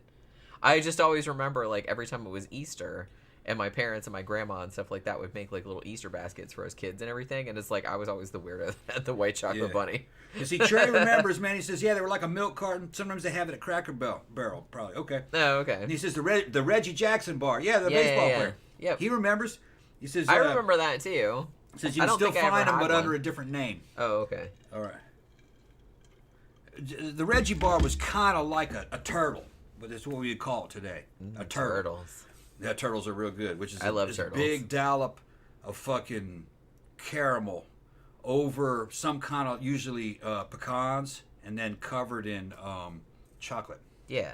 Like it kind of looks like the pecans are like that, like turtle feet. That's why. From what I remember, I used to love Reggie bars. I think a Reggie bar was that. I don't know if it had. I'm kind of thinking that it didn't have nuts. I'm kind of thinking that it was Rice Krispies and then covered in chocolate. I think it's been a long time since I've had them. I just remember loving them. I think it was Rice Krispies. I think, and then chocolate over it. Yeah, Trey said the wrapper looks the same, and it has a ball player on it. It's just a different name. Okay. Yeah, I think they probably, because... They probably couldn't use... They lost the contract. They probably lost the license. Either that or they're like, nobody knows who Reggie Jackson is anymore, who the fuck maybe. is Reggie Jackson? Right. Well, who the fuck... People don't know who Babe Ruth is. That's all right? true. That's true. But then, they called it Baby Ruth. Everyone's just like, I think a lot of people maybe don't think about it. Yeah, but I think the Baby Ruth was a ripoff on Babe Ruth. I don't think they had permission. Yeah, I think, we saw something about that. Yeah. I saw something about that on a documentary, and it's When like, Babe I think Ruth they was wanted famous, to they name came it out. after him, and he But was they like, couldn't. nah. Yeah, so they made their own version. But Baby that might Ruth. be wrong. I think, no, I don't think that was a licensed product, but they got around it. Because legally they could call it whatever they wanted. It wasn't his name. It was Baby Ruth. Right. And fucking, they're like, well, we're not even talking about not you. talking about you, dude. You're only the fucking most famous athlete going right now, I think that was 20s or 30s. I don't remember. Yeah. Might have been 30s. Trey said there was some place in Orlando we get saltwater taffy at when we would go to Disney when I was a kid. I'm pretty sure that's still there. I went to Disney World last October, or late September or early October with my sister. And all the candy shops that you probably remember from back in the day are still there. So you can get all that stuff. And plus more stuff, because they've opened a lot more stuff. They used to have this fucking... What was the name of that? They used to have this candy store. It was a chain of them. I forgot what they were called. You guys will remember. You could go in there and just buy candy by the pound. We used to have one in the mall where I grew up, but I don't remember what it's called. You have a big scoop, and you just go into a bin and put it in there and just weigh it. Yeah. And they would have all that saltwater taffy there, and they'd have them divided by flavors. And I'd go in there and get like a fucking pound of black licorice fucking saltwater taffy. I fucking love that shit. So just gross. a pound of the black licorice. Ew. Yeah, hell yeah. Why would you want that? Because it's good. Man, I used to go to Baskin Robbins 31 flavors ice cream during Halloween and get the black licorice ice cream. It was jet black ice cream. It turned your tongue black. Fucking loved it. Remember that? Yeah, I do remember that. Yeah. But I'm not a big fan of like the black. I know black licorice is very divisive. You either really, really like it or you really, really don't. And the Scandinavian black licorice is even better, man, because it's slightly salty. It's like eating fucking beef jerky. It's like eating meat.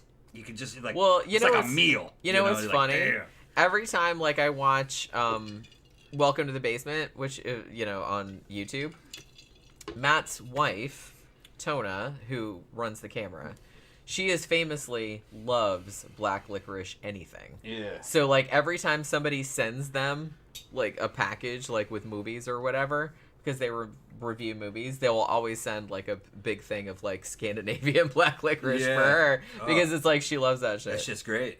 I agree don't with like. her. I'm not a big. It's not terrible. Like I'll eat it, but it's just not. You just have to have some kind of genetic propensity. It must be because it's like that like flavor. I said, it's very divisive. I don't know why some people just can't handle it. They're like, oh, it's terrible. It's very divisive. But they're just from the second I tasted it as a kid, I was like, oh yeah, that's fucking good. It tends to be like like the same kind of people like black licorice. You usually like that. Remember that old-timey like clove gum? Oh yeah, and that kind of stuff. I don't think they I love sell that clove. anymore. I love all that fucking spicy kind of flavors. pungent, aromatic stuff. Yeah. Like I said, I don't hate it. It's just not my first pick. Trey says I love black licorice. Oh yeah, Trey, you're right, bro. You're very right. I'm not like, hey, I don't harsh on I would anybody drink else's. Sambuca, anisette, all that. I don't harsh it. anybody else's stuff. Ouzo. I just don't like it, but other people do. I know. Yeah. I don't get all upset about it. It's like, ew, why would you eat that? You know, although even I just kind of just did. Love it. Gramthars said Nick Cave is playing in Detroit in October. Come on up. Are you gonna like accommodate me? Yeah, you flying? You want to fly me up there? You gonna sugar baby her ass up there? Pay her way? Cause man, I'm like I said, I'm really bummed out that I never got to see him live. Louis said I never liked black licorice either. I'm not a big. I don't know. Like if I'm having candy, I want some fucking candy, man. I want chocolate with like some crunch to it, like some nuts in there or something. Who said that, Louis? Yeah. Come on, Louis, man. You're Hispanic, man. Fucking that anise flavor was fucking huge in Central and South America. South America, that shit was fucking huge. Brazil, Uruguay, Paraguay, Argentina, Chile. They fucking love anything. Ouzo, fucking anisette, fucking anything that's kind of like that black licorice type flavor. They loved it. Yeah. They had a lot of liqueurs based on it. I don't remember candy based on it though. Just funny. Yeah. Huh. I mean, I don't even really like absinthe. Yeah. Which has that kind of flavor. Fake absinthe has that Yeah, flavor. I mean, you know what I mean. Yeah. I like the whole like culture around it, and I like the aesthetic around it, but I don't like the taste of the actual stuff all that much. Gramthar said, Tom, Steve, and Gramthar will show you the ruins of Detroit. Yeah. Yeah. That would be fun. Maybe we should. I think a lot of the ruins have been returned to nature. October, I have a lot of time to like save up for that. Yeah, we can get Sophie to come with us. Yeah, she's in Michigan. She's right there, yeah. Man, we'll have like a whole fucking let's do like a whole road trip up there. Yeah. That'd be fun. No, we'd have to fly. That's too far to drive at our age. I don't want to fly. But yeah, okay, I guess I could. It's not that long a flight, I suppose. But still. But Driving is a fucking bitch to go up there. Yeah, I know. From Florida? Yeah. I wonder how long that would be. Probably about 10 hours. I've driven to. I'm trying to think of the farthest place that I've driven on a road trip. No. I've driven to Baltimore before. It's more than 10 I drove hours. to Baltimore. That was 13 hours. Because it's more because from Mississippi, because I did this from Mississippi to Detroit, I think was 16 hours. It was like doing a double shift. Right. I remember thinking, well, it's like doing a double. And at that time that I did it, I was a waiter. It was before I joined the Army. I was a waiter at Denny's, and I said, I've done many doubles. I can do it just behind the wheel. When you're young, yeah. When you're older, fucking nah. You're like, oh my god, this is so like fucking boring. You just can't take it. You're like, fuck this shit. And you better have an audiobook ready. Well, Just listen yeah, to an that's what I'm audiobook saying. The whole time. Well, that would probably I could do it with that. I think because it's helped a lot. Like my commute every day, which is an hour each way. It's helped a lot by, now that I have Spotify and I made my own playlist. And also, sometimes what I'll do is whatever we're doing the show about that week, like I'll listen to like an audiobook or like a documentary about it, like on the way home. And that actually does save some time. Because I feel like I'm not wasting time just sitting in the car. You know what I mean? Say, Graham, Steve's showing me his fucking AR-15 builds. He's doing pretty good, man. He's getting way into the AR platform. I need to get a fucking 300 Whisper fucking platform. I think it was a 300 or 30 Blackout. 300 Blackout. It's Blackout now. I'm going to get one of those uppers or build one. All I need is the barrel. I would like a GI style, though, with a fucking front blade sight and all that. So it looks like an XM177. That'd be fucking cool. Because I got a can that I could do, that I could probably... I could either leave it a dummy can or I could fucking actually probably register it. Yeah, I think I could register that bitch as a suppressor. Be pretty neat. The thing is, this fucking 300 Blackout's so expensive. That's the problem right now. I need to go shooting, man. It's been a long time since I've been shooting. There's got to be shooting around here all the time. Ask some of our neighbors; they probably they're shooting on their own. Somebody property. is. They're shooting on because their own I hear gunshots all the time. In the state of Florida, if you have more than 1 acre, you can shoot on your own property. I'm at 0.9 acres. Yeah, just like, shy of it. Yeah, like 0.8 or 0.9 something. 0.9. Like yeah. And the people across the street, they have fucking almost 2 acres. And I think that's where they're shooting, like those lots across the street. Yeah, I think that's about 2 acres. Because sometimes it's loud. Like yeah, I can hear. They're shooting a high-powered rifle. I can hear the gunshots. Some of it sounds like 7.62. A lot of it's fucking 5.56. At the old place we were at, it was suppressed 9mm. I could hear it. We went down this walking path, and there was a nice farm that had a barn in it and all kinds of shit. That was where Path Kitty lived. Yeah. Went down. I hope Path Kitty's okay. I was walking down there one time and heard somebody with a 9mm submachine gun on the other side of that fucking yeah. They have a lot open of up. property. It was a suppressed 9mm sub gun, and it's got a distinct sound. And I was like, "Yep, somebody knows what they're doing. Somebody's got some good shit over there." Little 5 to 7 round bursts. The average person wouldn't know what that was. Sounds like a fucking power tool or something. I mean, they're not silent, but they're suppressed. I could hear the bullet impacts. The bullet impacts were fucking louder than the fucking bullet impacts and the sound of the action. That's most of the sound. Yeah, Gramthars said the closest Nick Cave is playing to you is Asheville, North Carolina. I told you he never comes to Florida. Never comes to Florida. Yeah. The only time that he ever came to Florida was back in the 90s with Lollapalooza, and it got canceled. Florida is in a strange situation where you can't do a circuit here. Because the state is so long. It's a funny shape, yeah. And the cities are in a line. So if you're coming down and you go through Orlando and then you hit Jacksonville, which is right over the Georgia border. Then you have to come back up it. You've already played those venues, so it's all dead so it's time. like a wasted. It's a wasted trip. And it's like, how many fucking hours is that? I'm trying to remember like how long it is, like from, for example, like Jacksonville to Key West. Well, shit, like even to Key West from here is probably 6 hours. Yeah. Maybe longer. Yeah, I've had people, well, hey, you can go down to Miami. Fucking Miami's far from here. I'm like, that's like 5 hours away. Yeah. What are you talking about? Yeah. I don't know.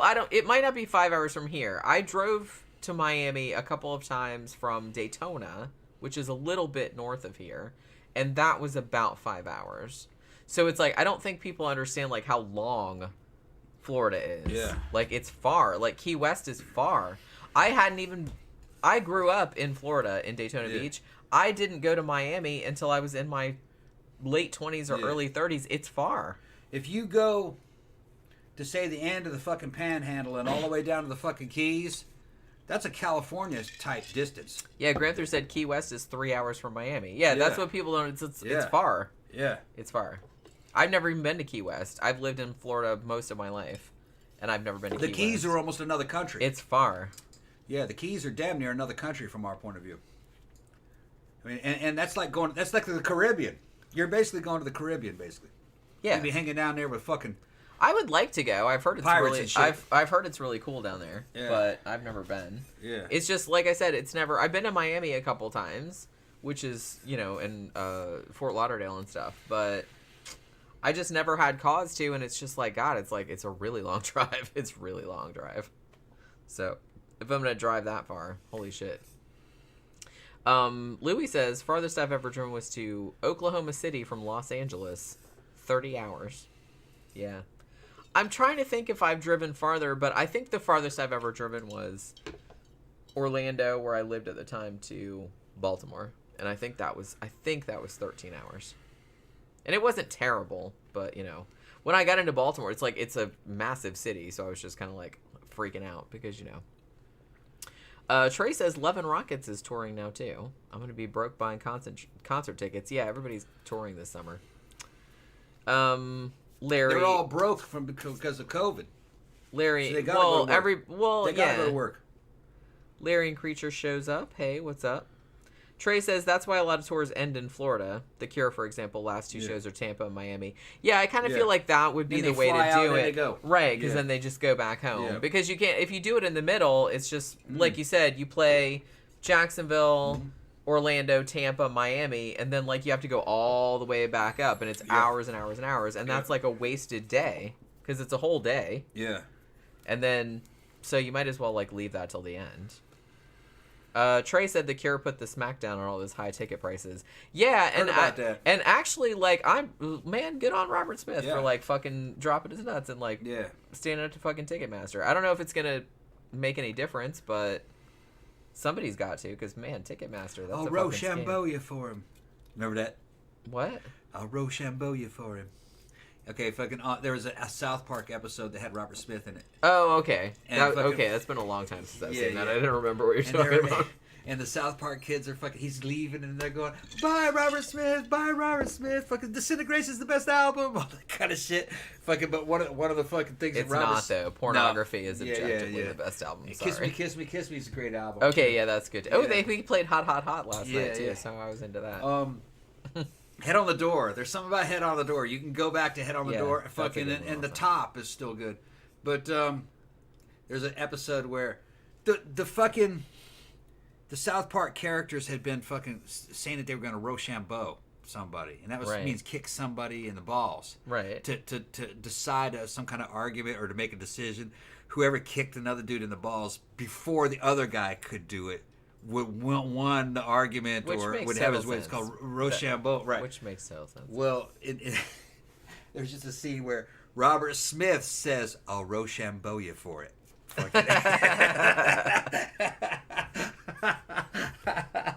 Evidently, there was some old-time boxer who kicked somebody in the nuts. His name was Rochambeau or something. I don't know the backstory, but that's what they were talking about. Granthar says, Key West is a hoot if you can put up with all the amateur drinkers who think they're Jimmy Buffett. Yeah. See, that's the problem. That's what I'm worried about. That happens up here. Yeah. Yeah. Well, and I'm going to say, like, I might have brought this up before, but when I lived in Tampa, I worked at a print shop, and the guy that owned the print shop was the world's biggest Jimmy Buffett fan. To an extent where he played the same fucking Jimmy Buffett CD every goddamn day. Is it Buffett or is it Buffet? Over Jimmy Buffet. Jimmy Buffet. Let's start calling him that. Isn't it spelled the same? It is, yeah. Yeah, Jimmy Buffet. Let's call that bitch. You know how people call Target Target? To make it sound more classy than Walmart? His name is Jimmy Buffet. Jimmy Buffet. He's all you can eat. Yeah. Ew, I don't want to eat. Fuck that. I don't want to eat any of Jimmy Buffett. But yeah, so he would play like the same thing. And the weird thing about it was that we had this other kid that worked there that was like 18 or some shit. And for some inexplicable reason, he was also super into Jimmy Buffett. He was like probably the only 18-year-old I've ever met that was like super into Jimmy Buffett, like ridiculously so. And while I was working there, and I didn't work there that long because I got a better job, but there was like Jimmy Buffett played in Tampa. Yeah. And they were so fucking jacked. And they went together, like the dude that owned it and like this kid that worked there. And like when they got back, oh my god, they were like insufferable. All they did for like weeks and weeks was talk about that fucking Jimmy Buffett. Larry's in there saying that it's Rochambeau. Rochambeau. It might be. I don't know. It's been a long time since I've seen that episode. I thought it was Rochambeau, but it might have been Rochambeau. It might have been. I haven't seen that. I didn't even remember what you're talking about. They only did that joke for like a part of a season. And then I haven't heard him do that. I haven't watched fucking South Park recently. Evidently, they say it's still funny. Yeah, I can't believe how long that shit's been on. Mm-hmm. That's crazy. Yeah. Louis says, I saw Depeche Mode back in 93. I think we paid $60 for a decent seat. Now those same seats are $1,500. I saw Depeche Mode in 1990, and I think... I had shitty seats, though. I had, like, nosebleed seats. I think they were 30-something. If I'm remember, I was still in I was just out of high school. There he goes. No, I'm fucking with you. I recall the episode though. Okay, so it's not Rochambeau. I think it was Rochambeau. I think. Trey said apparently Robert Smith wanted that Rochambeau thing in there. He did. Deciding an argument by kicking somebody in the nuts. Yeah. Well, I guess that would that would sort it out. Yeah. once you've kicked somebody in the nuts, everybody's like, well, whoever kicked the other dude in the nuts first won. Boom! I win. Fucking, they go, ah. Yeah. You have to like submit to my will. You have to submit to my will. Yeah. Larry says, "Ooh, Depeche Mode Black Celebration is such a good album. Probably my favorite album of theirs, to be honest with you. Black Celebration. Music for the Masses is okay too, but I think, although I don't know, man.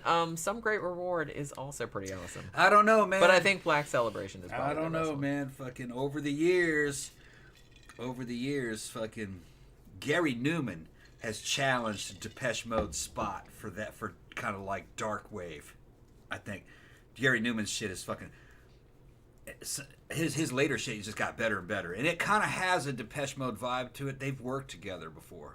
Yeah, I think a lot of Depeche Mode's sound was actually Gary Numan. They played some Gary Numan last night too. Yeah, Gary Numan's fucking great, man. He's better now than he ever was. I mean, I kind of feel like at a goth club, you play "My Name Is Ruin." My Name Is Ruin, and everybody's gonna dance to that shit. Yeah. And it's a fucking great song, and it's a good song. Yeah. And his little daughter's doing the backup vocals, and she's in the fucking video in the post. Yeah, it's like a post-apocalyptic like video. Yeah, it's cool. I forgot what her name is. She had a funny goth name, but she's grown now. It's funny. She's like fucking 20 now, but she was because that song. That song I associated it like a brand new song, but no, that thing's fucking it's old. 6 or 7 years old now, isn't it? Mm-hmm. And he has a beautiful little daughter, and she's gorgeous now. His wife was fucking great. I think his wife was American, wasn't she? Oh, I don't know. I know that she ran his fan club for years before they ever met, and then they started dating. That's so cute. I love that Yeah, story. They started dating. And she was his #1 fan. And, which is like not in an Annie Wilkes like Misery kind of way. No, she was his #1 fan. And then like hobbling him or anything. No. And evidently she's kind of like, because Newman's got some problems. He's got Asperger's. Yeah. And he's pretty open about that. Yeah. He's a smart dude though, fucking real smart. Fucking. He's rad. Like owns a lot of airplanes and flies. Every interview I've read with him, he sounds like a really cool dude. Cool dude. Yeah, I like it. And she was the driving fucking force behind a lot of what he did. A lot of women are like this, man. They're fucking make good secretaries. You know what I mean? Fucking focus a man. Is that really what you want to say? I want to say secretary. Well, they're good support. You know what I mean? A lot of those dudes I would flounder without the organization of these women behind them. Well, that's the thing. Look at fucking Ozzy Osbourne. Ozzy would have never been successful without Sharon. Sharon kept him fucking working. Well, the thing about it is that a lot of people, not just dudes, but like a lot of people that are talented in a particular area. Yeah, they're kind of scatterbrained. Yeah, well, because creativity and organizational skills don't always go together in the same person. Yeah. You know what I mean? So you kind of do need that somebody to like kind of get your shit tight and like get all your shit together. And the thing with Newman is that Newman, because he had Asperger's, he was rude. He didn't mean to be rude. It's just that he was very honest. So honest that it would piss people off. Right. And he didn't know what he should sound like. He was trying to please the audience too much, or who he thought the audience was. He needed to be told who his fans really were. So he'd stop fucking fake attempts at metal and fucking fake attempts at new wave, and he was dark wave, kind of industrial goth. That's who his fans were, and she kept him focused on that, man. And yeah, I mean, play to your fan base. I mean, if that's what you want to do, like, you know what I mean. Right. He would never be another pop star again because pop moves too quickly. You can't make a career off that for very long. There's no staying power. You have to have a fan base, and so she kept him on target with the fan base. So he just started sounding more and more like him, like himself, like he should have sounded. His writing, his lyrics is fucking great, man. Fucking listen to the song "Fucking Dead Heaven." It's an older song, 90s, I think. Mid 90s, late 90s. And man, it's just some fucking wicked shit that he's saying in there about how it's super depressing, but real artistic, real pretty the way it's written. And it kind of sounds like a Depeche Mode song because he was involved with Depeche Mode. He was also involved with 9 Inch Nails. Yeah. So a lot of what you know of 9 Inch Nails, that sound, that's Gary Numan. doing a lot of that. Larry said, "Fuck yeah, I saw Gary Numan a few years ago. He was all industrial sounding like NIN vibes, but better." Yeah, well, yeah. I mean, Gary Newman preceded Nine Inch Nails. Yeah, like, and Nine Inch Nails' sound actually was because of Newman's influence. He was right. He did a lot of the engineering on those albums and a lot of the direction. So no, fucking Newman's the shit. I'm always kind of like a big fan more of. I know that there's kind of this whole pops, like everybody wants to make millions of dollars and everything like that, which I get it, you know what I mean? It's nice having millions of dollars. But to do that, you usually have to just water your shit down so it's like not really you anymore because you have to like appeal to everybody. So I kind of feel like somebody like Gary Numan, who had a huge like success in the early 80s. As a kid. Right, when he was still really young. Yeah. And I just kind of feel like don't keep chasing that. It's like who likes your shit? Like I said, like goths like your shit. Yeah. Industrial people like so cater to that. I mean, if that's what you want to do, then that's probably the best because you're going to have like a solid loyal fan base. You're not going to make millions of dollars maybe, but you could make a living at it. He's an old man now. He's in his 60s. Motherfucker's still on the top of his game. He's fucking great. We saw him real good. When did we see him? That was Firestone in about 2013, 2014. Yeah, it was a few years back, but like that. Yeah, that was was a great fucking show. And he went through classic stuff of the '80s and then into the newer stuff. So he covered all bases. It was a great show. Great show. Another band that I saw that was fucking great. That same place, Firestone. About a year before, maybe 6 months before, Nitzareb. They were fucking great live. I saw them opening for Depeche Mode in 1990. Fucking badass, man. Fucking live. And it was a low budget show. But they just have fucking a magnetism to them and their sound. Well, they kicked ass in 1990, so I don't know. I haven't seen them recently, so I don't know what they look like, but I was They're in good shape. Yeah? Yeah, they're in very good shape, and that lead singer was fucking shredded. Running around fucking shirtless. It's real militant. It's extremely militant. And they were fucking projecting all these images of fucking, kind of socialist or national socialist imagery of fucking, that's communist kind of looking shit. Yeah, that's kind of their aesthetic. Sickles and hammers and fucking gears but really cool, And it's not political. It's not what they're talking about. They're just showing imagery based upon power. They're very power and totalitarianism. They're trying to turn that into like an art, And you got to admit, man, totalitarian societies had fucking great art in a certain way. It was great propaganda. Well, yeah, I really like visceral propaganda. From images. An aesthetic standpoint, I'm really into like the Soviet aesthetic and like all that artwork, like that propaganda artwork they did. Like I think that's really beautiful. It looked good. It was all Art Deco kind of looking and cartoon simplest. I like that look. And like a lot of the 80s like new wave kind of post-punk, they kind of like they used that a lot. Yeah. And the Germans, in that same area were copying and trying to respond to Soviet propaganda because they recognized the power. They were saying we got to have something like that better though. So all your totalitarian societies have to have fucking powerful visuals. Power visuals. Because visuals are, I mean, that gets like right into your lizard brain, right? Yeah. It's like nothing you have to think about. You just like see something and you it like go, yeah, makes that's true. Right. Exactly. That's true. So that's why they're trying to like distill everything down so they can control people's minds better. But like I said, just from an aesthetic point of view, I like that look. It's the ultimate form of advertising. Right. That's all it is. Propaganda's advertising. Right. Same shit. Larry says, have you ever heard of the band Suicide? Oh, yeah. I have some of their songs on my Spotify playlist, matter of fact. Pre-punk, even one guy with an organ drum machine fuzzed out, and a singer with echo pedal-style vocals like their early industrial 70s. Yeah, I'm really into, like, I don't know. If somebody asked me, like, my favorite genre, I'm just going to say post-punk because that covers a lot of stuff that I like. But I like a lot of pre or proto-punk as well, so I like Suicide, the Stooges, Velvet Underground, all that kind of stuff. I'm into all that kind of stuff. MC5, I like all that kind of stuff too. But yeah, I have some Suicide songs on my, not a lot, I probably should know more about it, but I do have some of their stuff on my Spotify. Depeche Mode is playing the Forum here in LA, and floor seats are going for $13,000 or $1,300? $13,000. That seems a little steep. For that price, Dave Gahan better sign everything you want. I mean, for $13,000, Dave Gahan better come to my house and have sex with me and cook me food and shit like that. Because Jesus Christ, $13,000. That's like half a year's wages. Come on, Dave.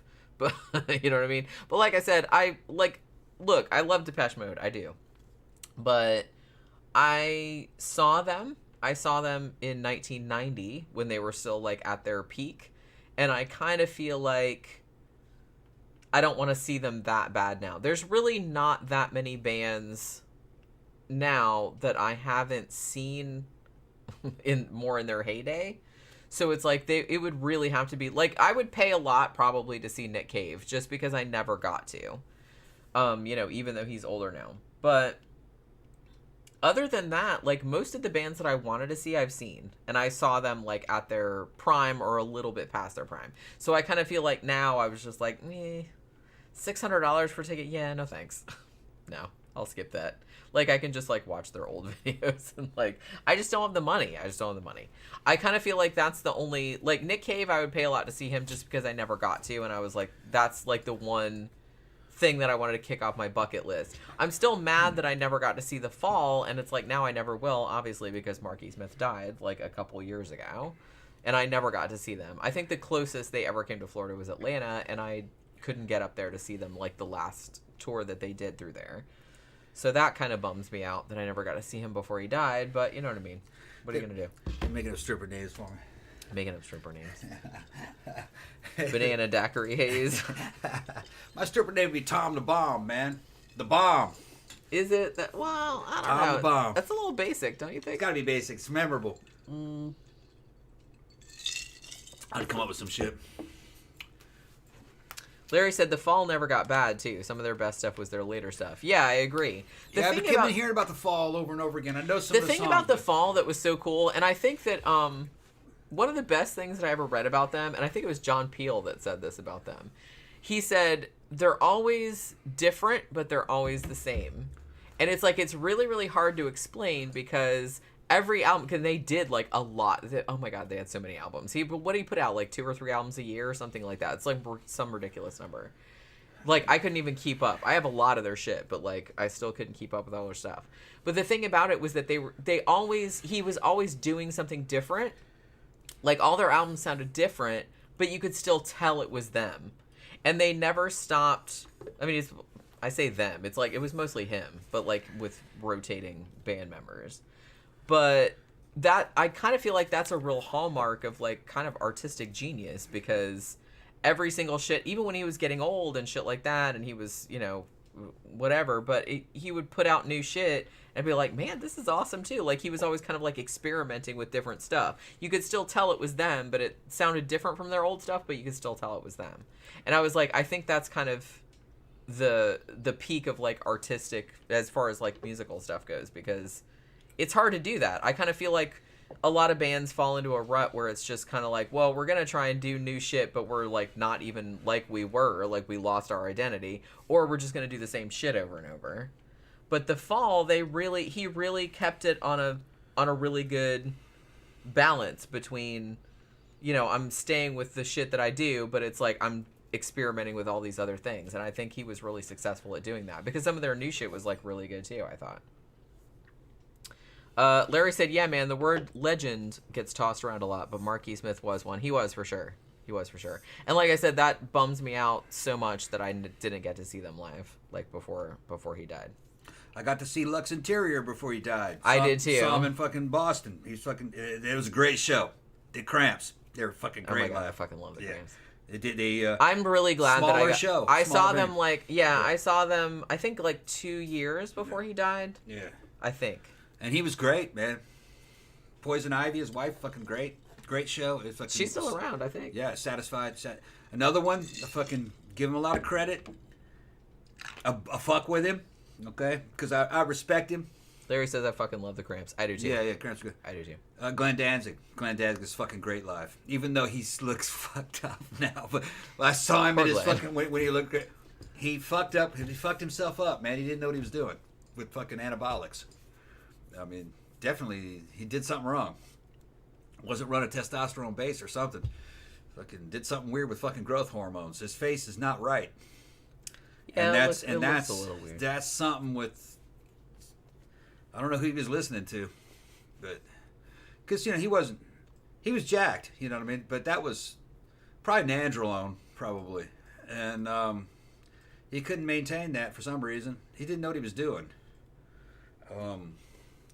But I'll tell you what, man. You can knock him out. You can fucking make fun of him for being a Satanist in a world of atheists. You know what I mean? Fucking, you can say all kinds of shit about Glenn. Glenn could fucking sing. He could write badass shit. He and can sing, live, for sure. Live, he was fucking fantastic. Fantastic. I fucking was up front of the fucking Venus de Milo, fucking Boston, fucking saw him. Was in the front row. Next to me were 3 Japanese schoolgirls being crushed by the fucking crowd. They were in the 50s skirts and shit and everything to see Glenn Danzig.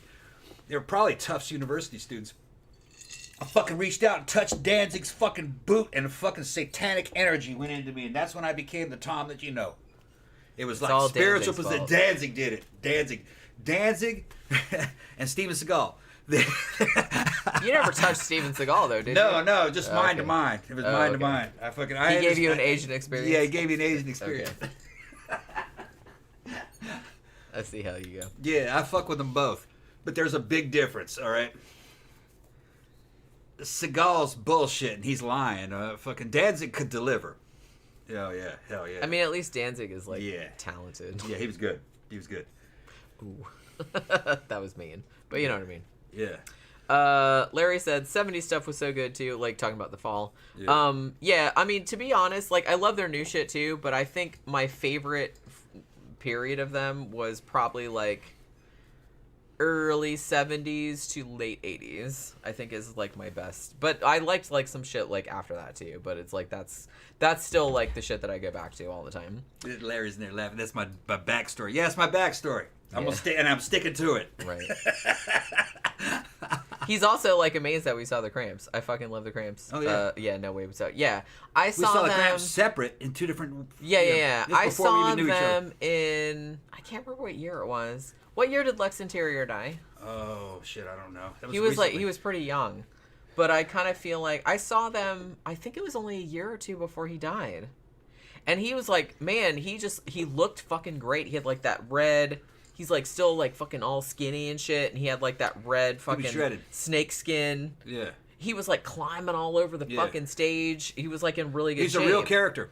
He was. I think he was in his 40s or 50s when I saw him. That was in the 90s, 96, 97. Yeah, I think I saw him a little bit later than that, but it's like I don't remember when he died, but it was a couple years before. He must have been mid-40s, late 40s or something. He was fucking on stage live. He was a force to be reckoned with, man. Yeah, he's great. Something else. The only thing close to that would have been Iggy Pop. Yeah. About like Iggy Pop energy. It's just Iggy that Pop, charisma, right? Yeah, it's just kind of like fucking off the fucking chain. They were so fucking good, man. I don't even remember like where the fuck did I see them? Visage? No. The Edge? Overall, best show I've ever saw live. I think it was 1987. Pine Knob Theater. Gramthars knows the theater. It was with Steve Rouse, my high school fucking bro, and we saw The Cult opening up for Billy Idol Whiplash Smile Tour, and that was a great show. Fucking The Cult knocked it out of the park, and then Billy Idol came out, and Billy Idol was the best live performance I'd ever seen to this day. Billy Idol, motherfucker, he was at the height of his fucking power. That show is fucking phenomenal. He was great. I mean, Michael Jackson level fucking greatness with the show, how it went, and that he delivered. And fucking the crowd went fucking crazy. He was great live. Especially when he was young. He was still young at that time. Yeah, because that was a while back. A long time ago. He was fucking young and he just fucking killed. Fucking killed the audience. Fucking great.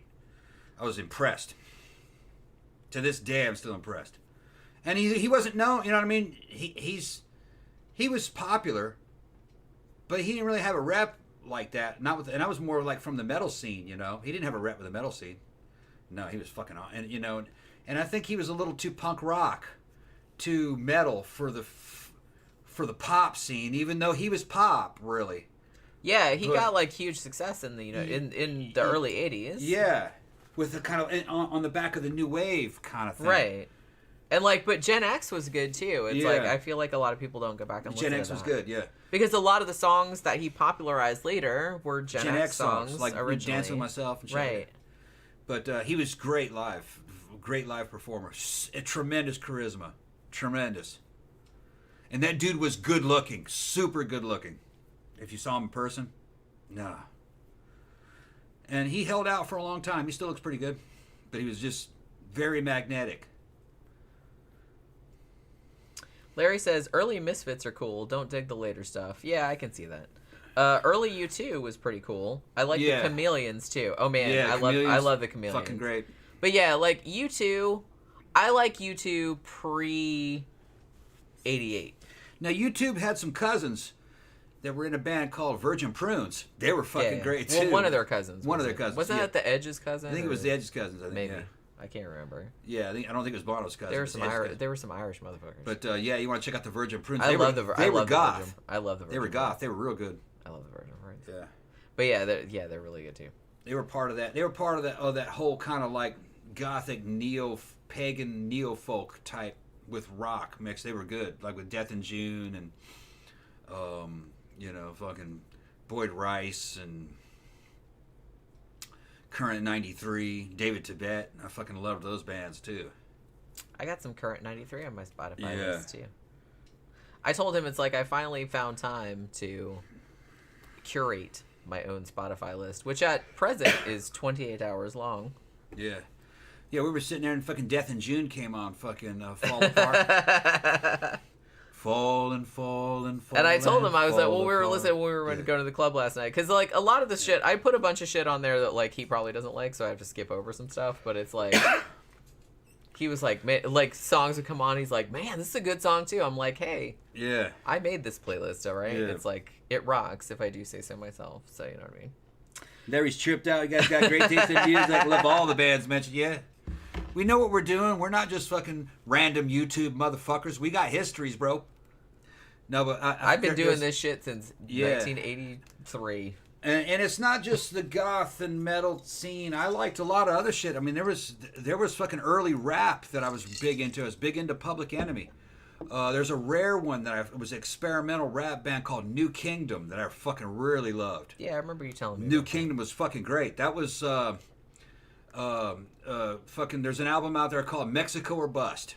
You guys need to check that out. It's kind of like Cypress Hill, kind of like that, but it was about black dudes in the desert going to fucking Mexico and fucking doing strange shit on the border, or driving around in fucking Mad Max style vehicles, and it was a great and it was a commercial failure, but artistically, New Kingdom was fucking great, man.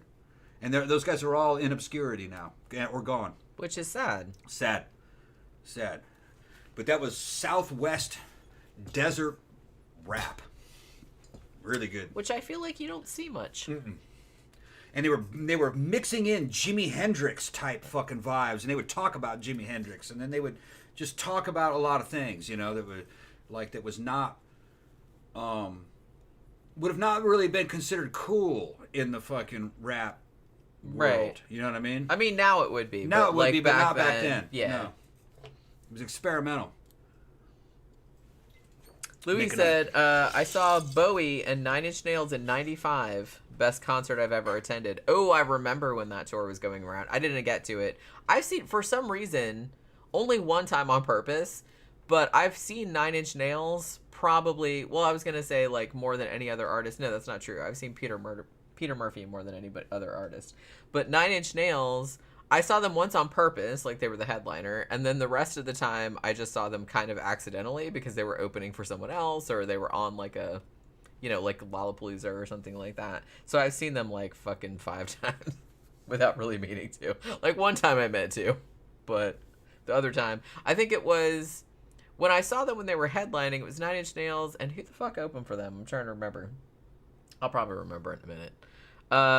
Yeah, Larry said, you guys got great taste in music, love all these bands mentioned. I'm 28, went back to find all these bands. See, that's so fucking awesome to me. Well, because, I mean, I did that too, when I was a kid, in the early 80s, I was really into, post-punk and new wave and stuff like that, but my dad was really into like the Beatles and the Doors and shit like that. And so I got really into that too, because I'm like, oh, this shit's good too. And then when I got into 80s new wave and post-punk, and they would bring up a lot of their influences, like it's like, oh, we're influenced by the Velvet Underground or the Stooges or something like that. So I went back and listened to that like as a teenager too.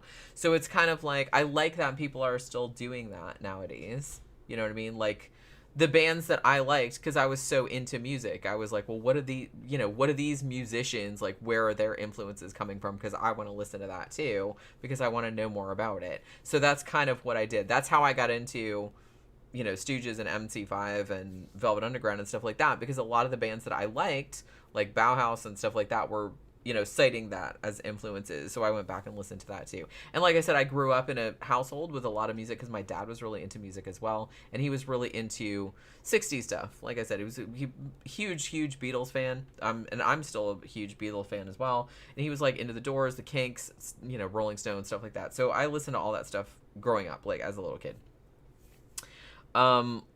Larry says my best friend's mom saw Hendrix and the Stones on the same bill. I mean, that must have been fucking amazing. I love Jimi Hendrix, actually. Jimi Hendrix is awesome.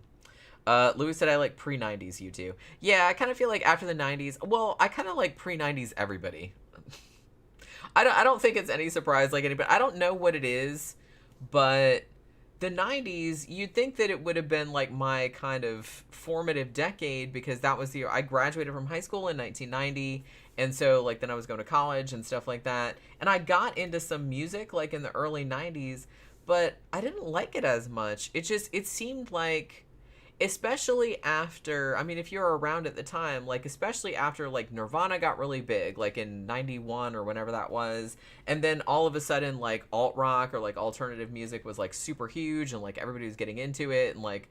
And then it just kind of became more like corporate and slick, and it's just like now everybody sounds like Pearl Jam, and it's just like I was just like not into it. I didn't like it. Like there was some good goth music in the 90s. Like I like a lot of 90s goth bands still, like Corpus Delicti and The Shroud and Rosetta Stone and shit like that. So there was like a lot of good stuff going on like underground still, but I don't know. Like the 90s just seemed like a creative void as far as good music went. There's a lot of good music from the 90s, just like there's a lot of good movies from the 90s, and I always like piss and moan about, oh no, obviously there was a lot, but it just wasn't the same. I don't know, it wasn't the same. Larry says my favorite bands are 13th Floor Elevators, that's cool, like Rocky Erickson, Seed, Stooges, Suicide, The Damned, The Fall, Joy Division, Specimen, then the usual Specimen. British Invasion stuff. Specimen's awesome too. I have a bunch of their stuff on my Spacemen 3. I remember them. Louis talking about ska. Remember the Boss Stones? Mighty Boss Stones. Yeah. I like the Mighty Boss Stones, actually. I like a lot of ska. It's like my favorite. Well, my sister, who's 7 years younger than me, but she's real into or she was, I don't know about now, but she was like real into, I think she still is, but she was real into that kind of thing. Like she really likes ska and like that kind of like Irish flavored punk, and she likes all that kind of stuff. The British ska was good too. What was the one we were just listening? We just heard the other night on the Specials. The Specials. Was the Specials good? All the clubs have been shut down. When those Specials, what? Yeah, Ghost Town. Yeah. What's it called? Ghost Town. Yeah. That's some good shit. Yeah, I like some ska. Well, like I said, that's British dudes with fucking Jamaican guys making music. That's the fucking... See, that's what I love about post-punk, and I don't know if that would ever happen again, because that was kind of like a a characteristic of the time. Yeah, it was of the time, and it was also do-it-yourself stuff. They were just guys hanging out. Yeah, and it was just kind of, and they were kind of like forging new.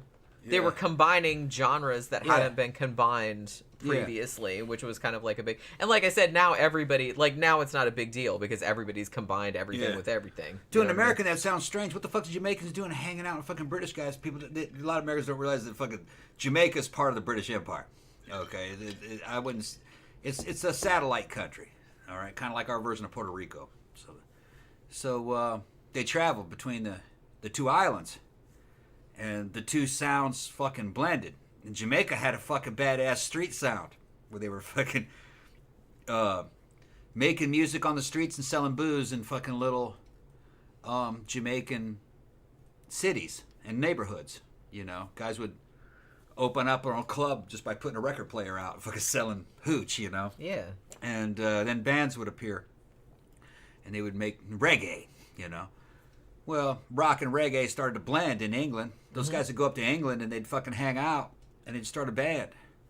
So a lot of those early 80s British ska bands, you look and half the members are black. And you're like, wait a minute, I didn't know they had black people in England. Yeah, they got black people in England. But a lot of those particular guys in that band were from Jamaica. Which that's kind of a fucking interesting cross breed inside of a band that you have. And the fucking sound was great, man. It was British. Basically, you're dealing with fucking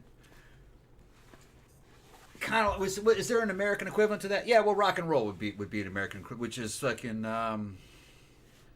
white music and Mississippi Delta blues became pretty much rock and roll. So it was like that. It is kind of like a combo. I don't know if people think of it like that, but that's what it would be. That would be an analogy. Sure. Rock and roll, Mississippi Delta blues, and just regular. Because remember, like back when rock and roll was becoming like popular, like in the 50s or whatever. A lot of really uptight white people were like freaked out about it because they thought that's like black music. Yeah, well, this is the thing, man. Fucking, there's been this Public Enemy did a song. I remember the name of which one it was. It said that Elvis was racist. Did it? That wasn't true. Elvis grew up in a predominantly black area of Mississippi, and went to black churches and sang black gospel music, and was friends with James Brown, but there was like rumors that he was. These rumors are modern. They're not old rumors. They're modern rumors that he was some kind of racist. Man, the Klan hated Elvis Presley. I kind of feel, they said that he was basically being black. Yeah. And that he was bringing black music to white people, and that was a bad thing. Now, I can understand, like, how people might, like, black people might be mad at him for, like, co-opting their music and, like, but other than, like, he personally was not racist. No. I don't think. And, well, the thing is that you have to look at it at the time. Black artists of the time weren't mad at him. They fucking loved him. They were friends with him. James Brown and a lot of other artists, black artists, they liked Elvis. There's videos about it on YouTube about that Elvis wasn't racist. And most of it is testimony of black people that knew him of the time and other artists and said the way he really was.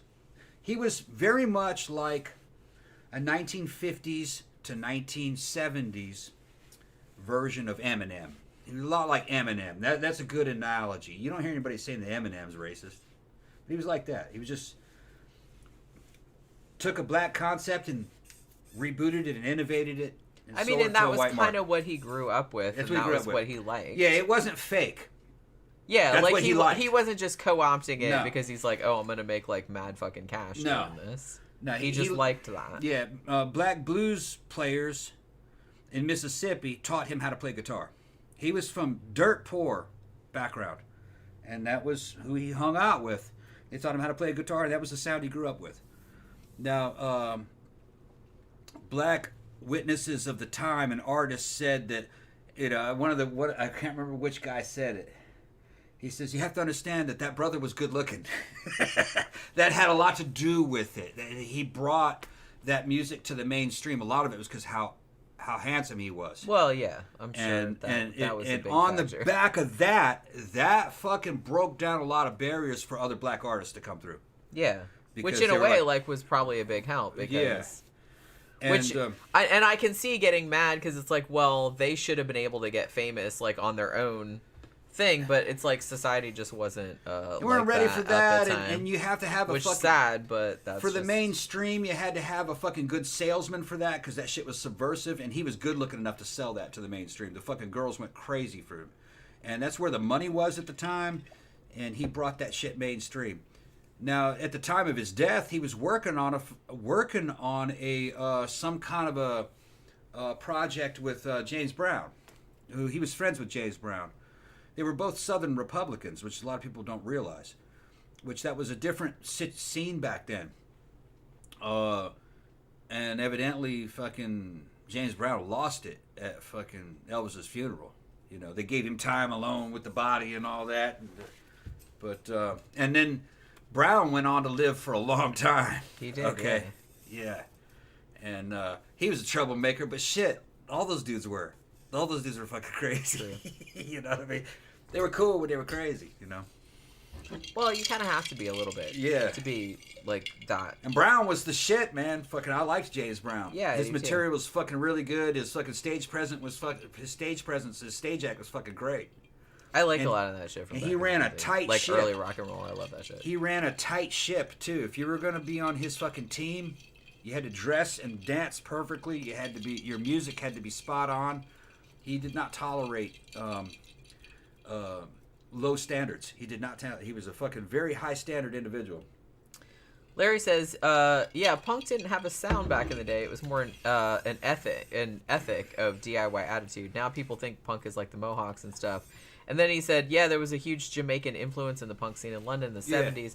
A lot of those punks were also listening to reggae." Yeah, well, and I think that's what a lot of people don't realize is that prior to the early '90s.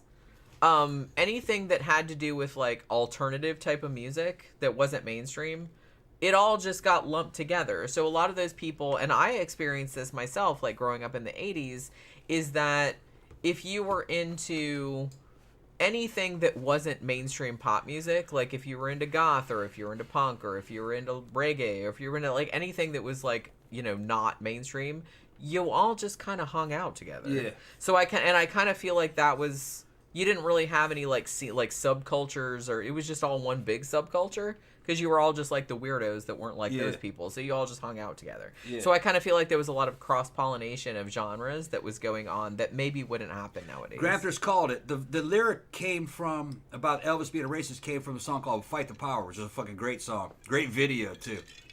When fucking, and it said that Elvis was a straight up racist and all kind of shit, but it was, look, Chuck D came out, he wrote that lyric, he says, no, I just kind of made that up.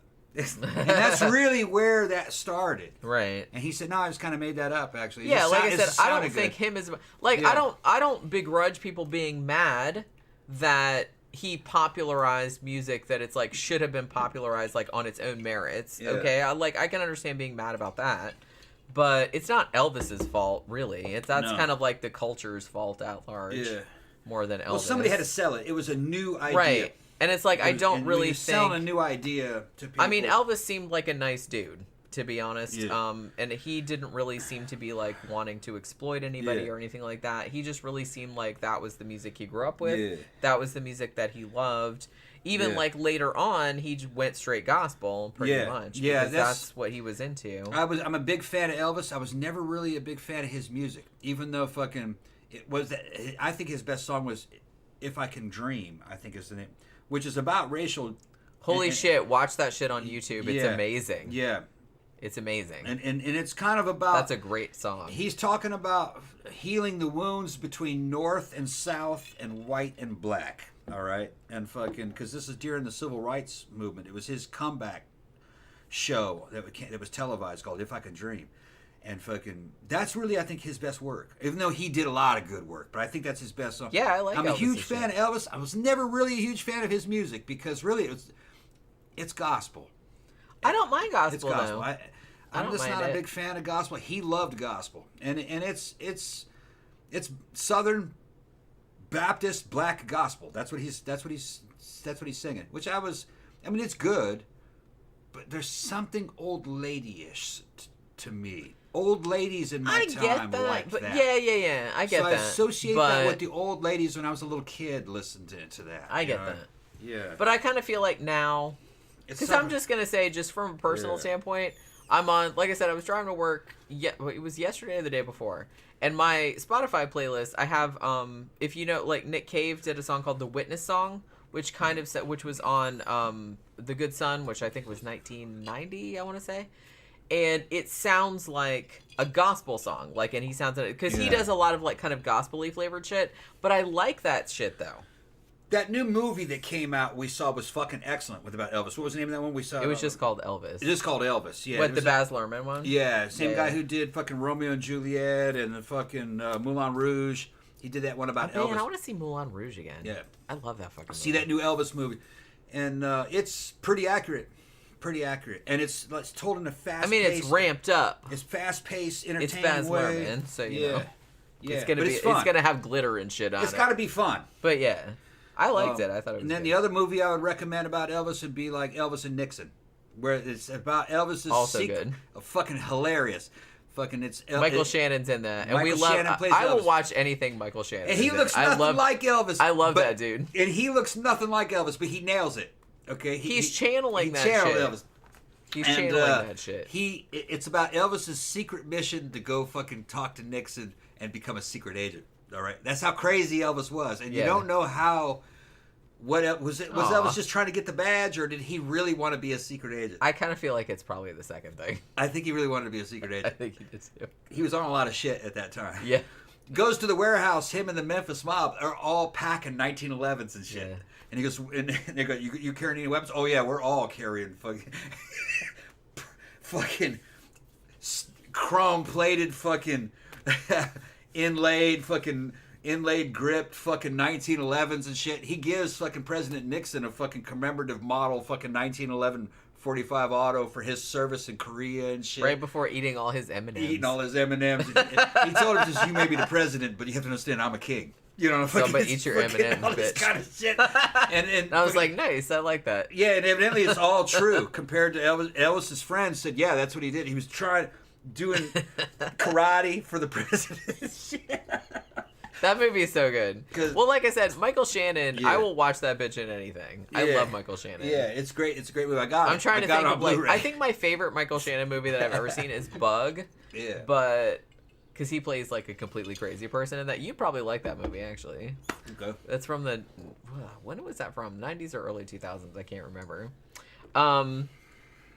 Larry says, yeah, I'm pretty sure Elvis was famous for doing stuff like refusing to play without his black backup singers whenever places tried to get them not to come. Yeah. He was really, like I said, I would never like accuse Elvis himself of being racist. Like I said, I think the culture at large was, for sure. Yeah. And I think that was kind of where the problem came Louis from. Wrong. He said, well, he didn't speak out against it. No, he did. He did it, but he had to do it in fucking in the ways of the 50s. He didn't think he's like, no, rock and roll should be listened to everybody, you know. And no, he was what I'm trying to think. Is there evidence of him speaking out against it? Oh, I don't know. I think there is. I'd have to look it up. Yeah, of course there is, because he would go on tour with black artists as backup singers. Well, that's what. And then some people, he would show up to a theater, and they said, "Well, you can't have black people in our theater," and he would like, "Oh, well, no, fuck that." If you know, if it would be like black female backup singers, if she can't come in, I ain't playing. You know, and he would break them of that. So no, he didn't buy into that bullshit. No. Which is like fucking crazy to think about nowadays. Yeah. That's crazy. Well, there was segregation happening. Yeah, I know. Yeah. I know. I wasn't alive during that time, but I was born in the 70s, so I kind of remember like a little bit of the leftover of that, you know what I mean? Holy shit, which is crazy. He fought against that wherever he went. Louis says, my junior high girlfriend was into ska and everyone thought she was goth. Completely different genre. Yeah, I don't really... Here's the weird thing. Okay, so, like, I was at work the other day, a couple weeks back, and somebody... I think there was, like, there was some music on that was... Somebody somewhere, like, some YouTube channel. It's a band, I don't know what they're called, but they do, like, country... like way country music versions of like alternative shit from the 90s. So it's like Blink-182, like shit like that. And somebody at work said something like, it's like country versions of goth songs. I'm like, you really think goths listen to Blink-182? What the fuck? It's like, that is totally not even close to goth music.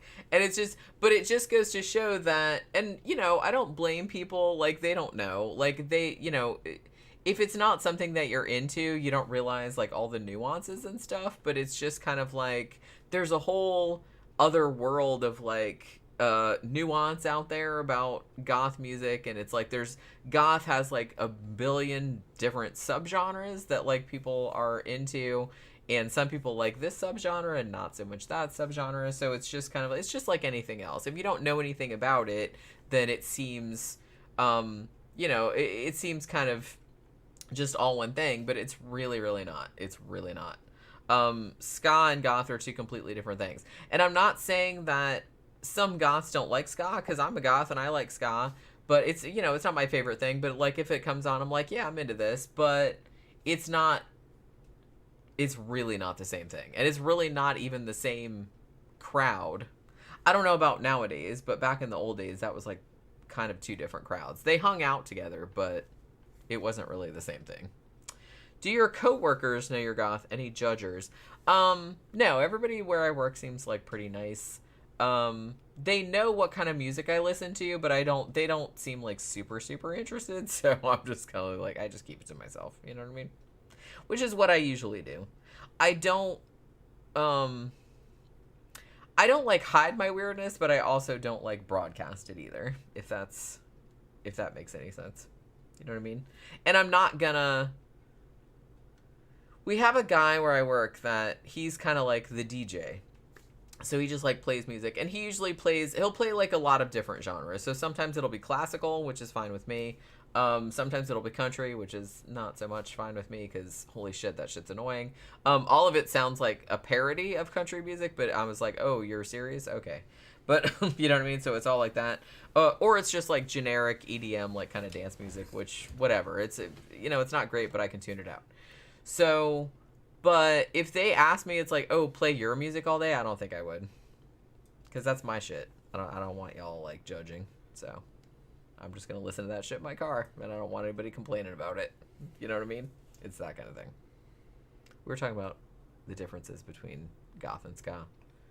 Like I said, the thing about all the alternative, and like I said, I don't know how shit works nowadays, because it's probably different. Because now everybody like has access to everything at all times, so I feel like the distinctions between the subgenres have largely dissolved or become like a lot more nebulous. But back in the old days, I kind of feel like I knew some people that were really into punk and ska and stuff like that, and then like people that were super, super into like goth and industrial, and it's like they didn't listen to a lot of the same music, but there was a little bit of overlap. You know what I mean? Because I kind of feel like goth industrial people, it's like, oh, we like the Specials, or we like the Damned, or I don't know, the Damned is a bad example, but I mean, we like just like punk rock or whatever. So it's just kind of like, so you hung out together and you could find some common ground.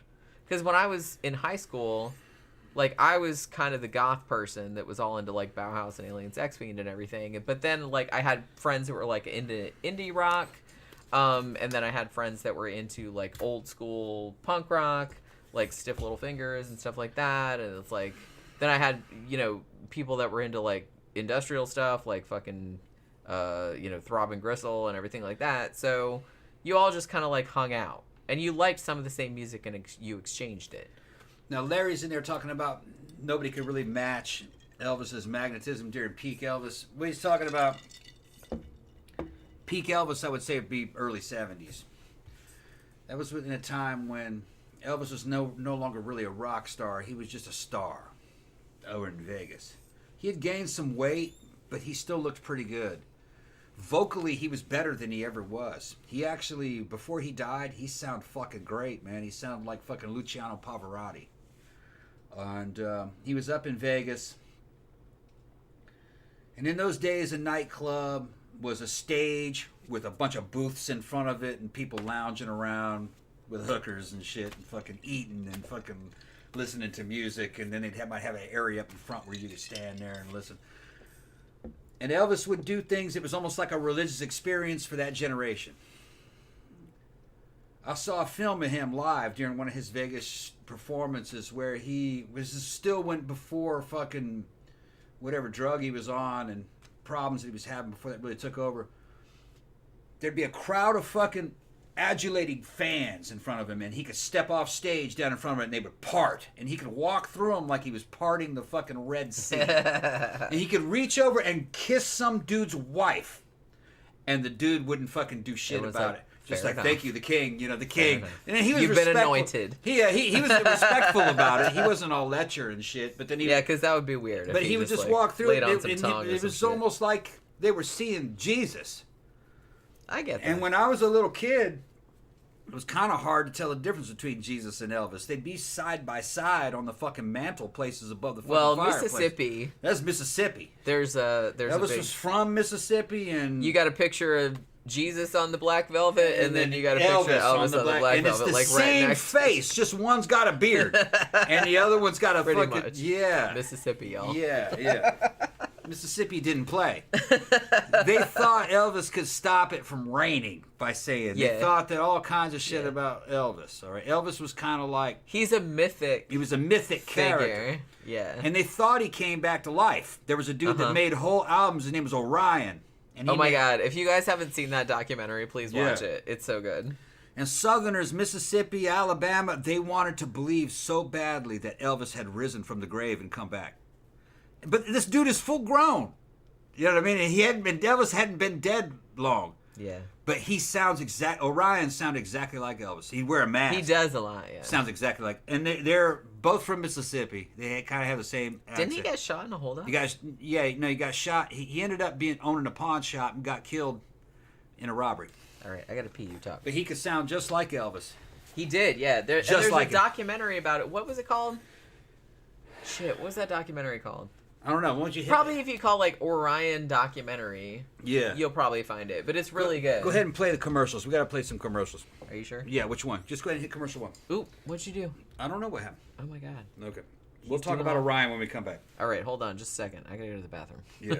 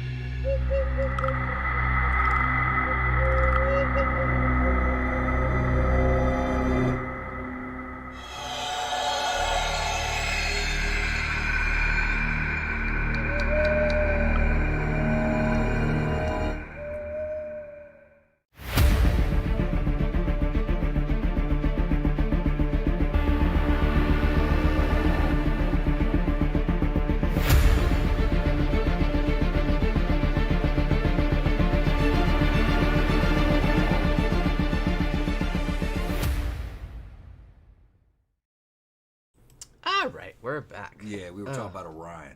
We got Orion. Yeah, Orion. It was marketing genius of the South. You had a dude that basically looked like Elvis, like a younger. I mean, Elvis, kind of like Elvis.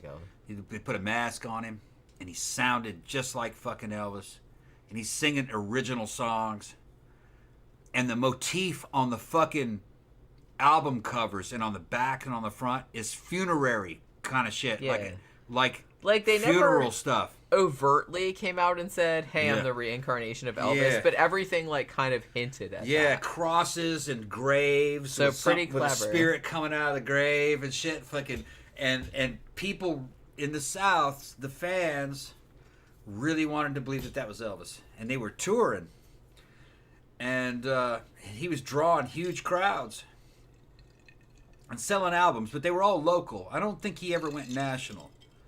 Not that I know of, because I kind of feel like he's mostly forgotten nowadays, even though it's a fascinating story. Great story. There's a whole documentary about him. Yeah, we saw it a while back. It's really good. And he had the same voice, and he was from the same area, so he had that accent. My family's from Heidelberg and Laurel area, Mississippi, which is, a couple hours from Tupelo, even though most of the time Elvis was growing up in Nashville, I believe. Was it Nashville or it was? I think he was. Well, I know he was born in Tupelo, but I don't remember I think he left there when he was a kid, when he was like a teenager. I think he ended up being in Nashville most of the time. But he had a Mississippi dialect that he picked up from his mom, his dad, his family. So and it's a retro dialect, but I hear it and it sounds. All my dad's friends talk like my dad kind of talks like that. They did a DNA test. He's not related to Elvis in any way. Because sometimes, they thought. They thought that, but he's not. But it's maybe Elvis, humped some chick that had a baby that didn't tell him. No, it's just kind of the same ethnic group. Because he does sound a lot like him. Yeah. He really does. And a lot of Elvis fans will also listen to fucking Orion. Kind of like Extended Universe. It's like Elvis Extended Universe. Yeah, it is like fanfic, like Elvis fanfic. Yeah, that's exactly what it is. Which, like I said, that's a pretty early. I mean, as early as that happened, that's like a pretty genius marketing. That's what they're doing. Right. They're extending the universe. Right. They're doing fanfic. It's like we're not saying outright that I'm Elvis reincarnated, but maybe, you want to believe that, don't you? But if you want to believe that, we're gonna give you a few little kind of vague imagery and stuff like that might. And it was gospel, and he's singing gospel. Yeah, it's gospel. Yeah. Which, like I said, I don't have. I mean, I was in high school. I sang in a choir. Yeah. And we did some gospel kind of stuff, and I kind of liked that actually. And the albums never say his name; they just call him Orion. Yeah. Yeah. I don't even remember what his real name is. Jimmy something or other. Maybe we should do a show about that guy. We gotta do a whole fucking show on that dude. Yeah. Because, like I said, that documentary was that was fascinating. Yeah. It was fascinating. Like that whole kind of, because I kind of feel like it's largely forgotten nowadays. Yeah. But it was kind of like a big deal at the time, and it's just kind of like, and it's kind of sad what happened to him too. But I mean, the way that he died was, Well, what happened was he was wearing a mask. Yeah. And people were suspending their disbelief, and his career was going well. He started to get big-headed. He was like, "Look, I'm gonna take this mask off and tell everybody who I really am." And as soon as he took that mask off, they were like, "No, don't take the mask off. Don't do it. Don't do it." As soon as he took the mask off, they go, "Ah, that ain't him." You're not Elvis. That was that was the end of his career. Yeah. Should have never taken that fucking mask off. I mean, I get it. That was the gimmick. I get it. That was the gimmick. Like, he was just kind of, sick of being like, oh, maybe I'm Elvis reincarnated. Like, I can see how, if you're a creative person, you're like, look, I want to be appreciated for me. Right. It's like, I want to do my own shit. Like, I get that. But it's just kind of like, your whole bread and butter is people... that disbelief. That maybe he's Elvis. Like, Schrodinger's Elvis. You know what I mean? It's just kind of like, that was the whole appeal. They knew he wasn't Elvis. I know. They wanted to fucking believe that he was Elvis, all right? And as long as you had that ambiguity, you could still maintain that illusion. Yeah. You knew it wasn't true. You knew that wasn't Elvis. And he was selling that illusion with very high quality fucking singing and music. It was very high quality. It was as good as Elvis stuff. Dave says, I listened to a podcast where somebody was very dismissive about ska music, accusing it of cultural appropriation, but it was such a positive thing and a massive up yours to the national front. Yeah, I do kind of feel like that was...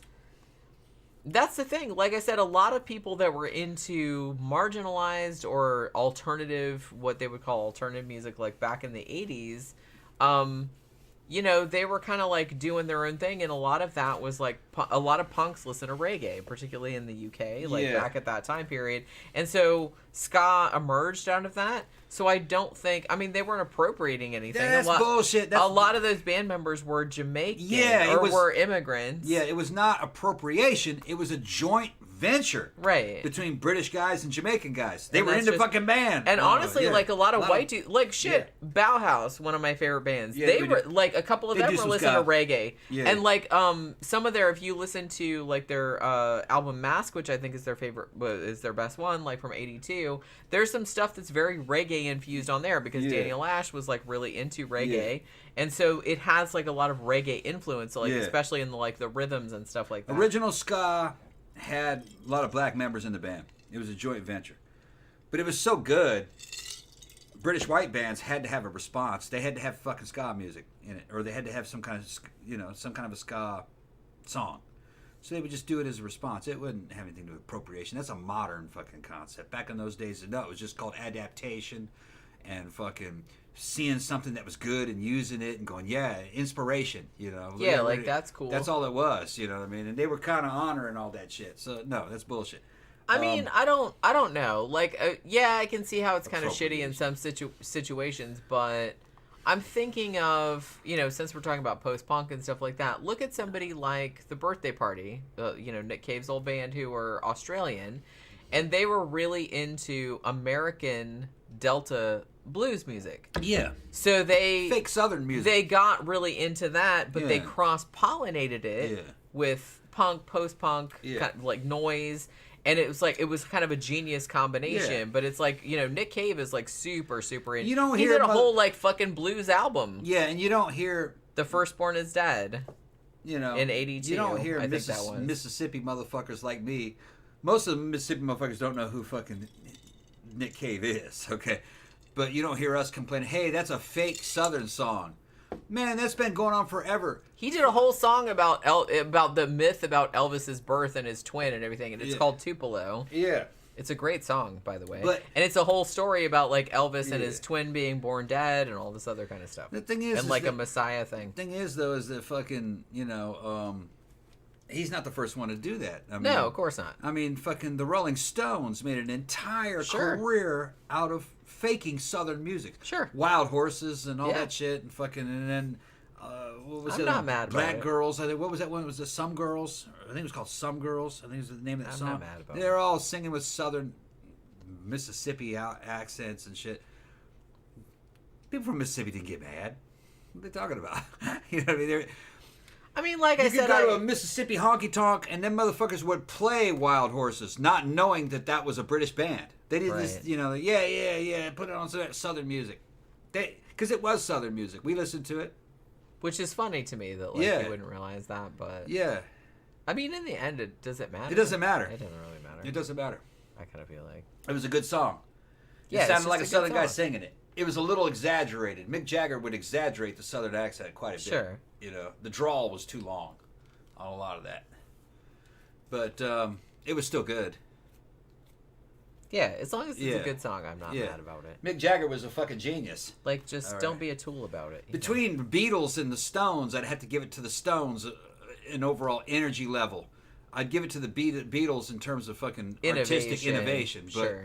But in terms of gestalt... I'm a huge Beatles fan, so I'm kind of biased. In terms of gestalt and the fucking feeling behind it and the fucking... I would give it... In the emotion, I would give it to Rolling Stones. Rolling Stones actually started goth music with fucking Paint It Black, and some of their shit just... Even Satisfaction kind of had an early goth fucking feel to it. It's like... Sisters of Mercy was actually kind of like a fucking Rolling Stones ripoff.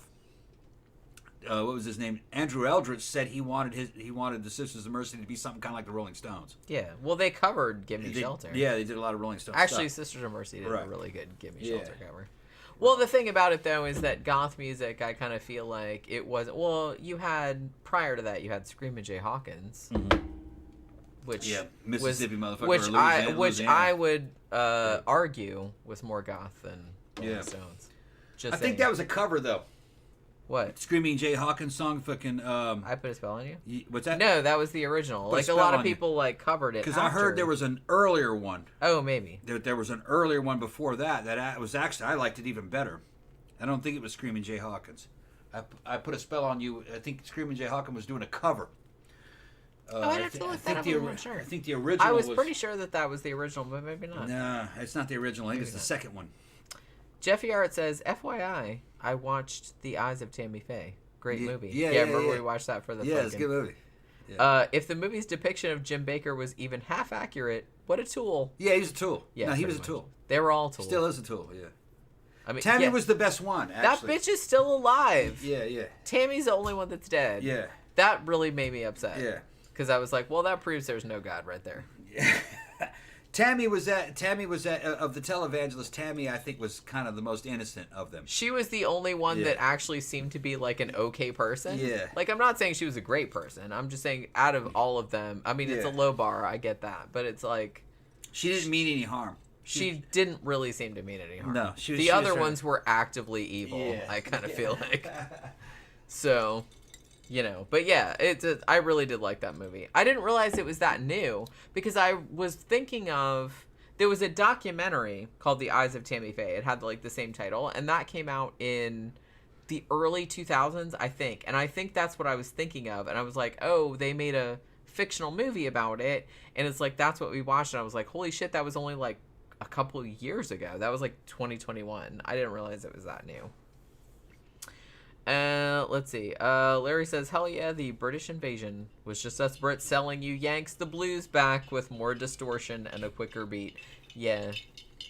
How long have we been playing? 2 hours and 51 minutes. This has been a 3-hour stream, Jen. Well, like I said, we're having a good time. Okay. It's Saturday night. We're not going anywhere. Yeah. It's that kind of thing. Well, I want to get something to eat, though. It's only 8:45. I want to get But yeah, I wanted you to comment on this because Larry said the British invasion was just us Brits selling, because Larry's British, selling you Yanks the blues back with more distortion. And somebody else is in there. I mean, essentially, he's saying that what he says. He do agree. Dave says, I'm with Tom. If we hadn't adapted, we'd have nothing but classical and folk music to listen to. You'd have white dudes still wearing funny ass fucking socks with fucking stripes on them and shit, fucking at the top. You have to have outside influences. You know what I mean? That makes everything more interesting. If you hear something good, it doesn't matter. You know what I mean? It doesn't matter where it comes from. You go, oh, that's a good idea. I mean, Japan is built on that. There's nothing original in Japan. In Japan, everything Japan is made out of is borrowed from overseas, pretty much, except their traditional shit. But all their modern stuff is all a mishmash of fucking what's happening in the outside world. Everybody's like that now. Hi, Pookie. We have telecommunications. All right, that changes the game. Everyone can see what everybody else is doing, so that means everyone influences everybody now. Yeah, Larry said music doesn't belong to any particular type of color or creed. It's just human. And yeah, I kind of do feel like I said, I get it. I get the arguments, but everybody takes inspiration from what they hear and what they like, and that's a good thing. I kind of feel like you should incorporate. Look at it this way. Saying white guys can't do blues music is like saying black people can't do classical. Like, oh, you can't do classical. That's white music. You can't do that. You know? No. It's just people are just people. You hear some shit, you see some shit, you go, yeah, I like that. I'm gonna fucking do my own version of that. I'm gonna do my own version. Yeah. Well, I kind of feel like artists have been doing that like forever. They've been doing it forever. Yeah. You just get. Yeah. I mean, even the Vikings were borrowing from the Romans. Okay, they would just say, "Look, that's called an alphabet. We need one of those." That's a good idea. Yeah, that's a good idea. Viking runes were built on the fucking Roman alphabet. You know, so it is what it is. Everybody is influenced by other people. Nothing's really. Well, that's original. Just kind of the way everything works. It's the way works. it is, yeah. And like I said, if you see something and like you like that shit, it's just kind of like, and you want to make your own version of that. I think that's like kind of flattering. Yeah. Larry said, also, Tom, what's your favorite classic Star Trek episode? I know yours. The favorite classic Star Trek original series episode would be Mirror Mirror, the first Mirror episode with that Spock. Yeah. I got my Mirror Universe. And then the second version, Sophie bought me and then the sequel to it in Star Trek Continues called Fairest of Them All, which tells you what that Spock did, played by Todd Haberkorn. Yeah. If you liked Mirror Mirror, see Fairest of Them All on YouTube for free on Star Trek Continues. It's a fucking great episode. What was the one where Scotty got accused of like murder because of like that whole Jack the Ripper thing? Yeah, that was Wolf in the Fold. Wolf in the Fold. Wolf in the Fold. Yeah, I think that's. I love original Star Trek. Yeah. I'm not like super into like the other ones, but I love original Star Trek because I love Spock. I love that whole like trifecta. Yeah. Of Bones and Kirk and Spock. I love that shit. Like another good one was the one with the Horta. Yeah. Damn it, Jim! I'm a doctor, not a bricklayer. I like them all. But I think I like the horror themed ones. I like the scary ones. So I liked Wolf in the Fold because it was like Jack the Ripper themed, and like Scotty got like accused of murder because of like they went back to like some other. I can't remember exactly what happened. It's been like a couple years since we watched them. We actually watch the original Star Trek series every 2 or 3 years. Yeah, like we watch all of them. Another good one was, I think it was called Balance of Terror. Where that was where there was a secret mission to steal the Romulan cloaking device, and fucking what was it? Fucking Spock had to seduce the Romulan female captain. Remember that? That's right. And she was trying to get him to come back to Romulus with him. Oh, that was a good one. Yeah, that was a good one. That was a good one. Yeah. And you don't know what the fuck is going on. And then you find out, oh, it's a secret mission. This is all fucking... He's not defecting. He's trying to steal the fucking cloaking device. That was a great one. Yeah. Oh, bitch. What was the one where they went to that planet and then, like, they went into the place that was, like, a haunted house? Yeah. You remember that one? What was that one? Oh, shit. What was the name of that one? Somebody knows. Turns out they were little aliens. Right. They were just I like that one, too. Like I said, it was like an old, like, gothic castle or whatever. Yeah, like, I really like that one. It was similar to the other episode where you had the alien child that thought he was Napoleon. And Cat's Paw. Cat's Paw. That's right. It. The other one where it turns out there's a super... human alien child that's toying with the Enterprise and the crew, and then it turns out that the parents show up and go, "Oh, this is our child. He just played." Yeah. And you go like, "Oh, well, they're talking about the Q. That this is a child Q from the Q continuum, which were godlike beings." Which is funny because they parodied that later on Mystery Science Theater. Yeah. Where they had like space children that came in, and like then their parents came and got them, and like they had omniscient powers and stuff. Another good one was the one where the Defiant gets pulled into a parallel universe, and Kirk goes with it, and he's like a ghost. Yeah. And the second part of that ends up in the mirror universe. The last two mirror universes in the series Enterprise, where it turns out that it was the fucking Thalians that stole the fucking Enterprise. They stole the Defiant in the future and took it back to the past, and fucking Captain Archer. And the mirror Captain Archers bought the information to find out that the fucking Thalians had a fucking Earth ship from the future, from 200 years in the future, and he was trying to fucking steal it to fucking and sell it back to the Empire. He says, "Oh fuck it," because the Empire was like, "Oh, it's okay. They were just gonna take it from him." So then he mutinies and tries to use the Enterprise to take over the fucking Terran Empire. That was a fucking good one, man. This is making me want to watch the OG, like the original series. Yeah, we'll watch it again. The Gorn episode was fucking good. I mean, that's always fun. Yeah. I believe he's making gunpowder. Fucking Spock and shit. Spock's my favorite. Yeah. I was like, you guys don't know. Like our friend fucking I love Spock. Laura Ross, no relation to me. But they have the same last name. We got the same last name. Laura's awesome. And we almost look related, actually. You do kind of. Yeah, we almost look related, but she sent Jen and Laura have a crush on Leonard Nimoy as Spock. Okay, they're trading pictures. Laura just recently discovered the OG Leonard Nimoy, from the back in the day, because she's significantly younger than we are. Yeah. So it's like I was talking to her about it like a few months ago. We were at Mannequins, and she just got on the Leonard Nimoy train. Yeah. And like especially like the Spock thing. So she's been like sending me like pictures, but it's like, look at this one like that I found. And it's like, you know what I mean? And it's like, oh my god, it's fucking girls lusting over fucking Leonard Nimoy. We love Leonard Nimoy. Come on. I mean, I was a big fan of the original Star Trek, and I also love In Search Of. Yeah, that's a good series. Yeah. Larry says, I love the OG Twilight Zone and Outer Limits too. Yeah, I do too.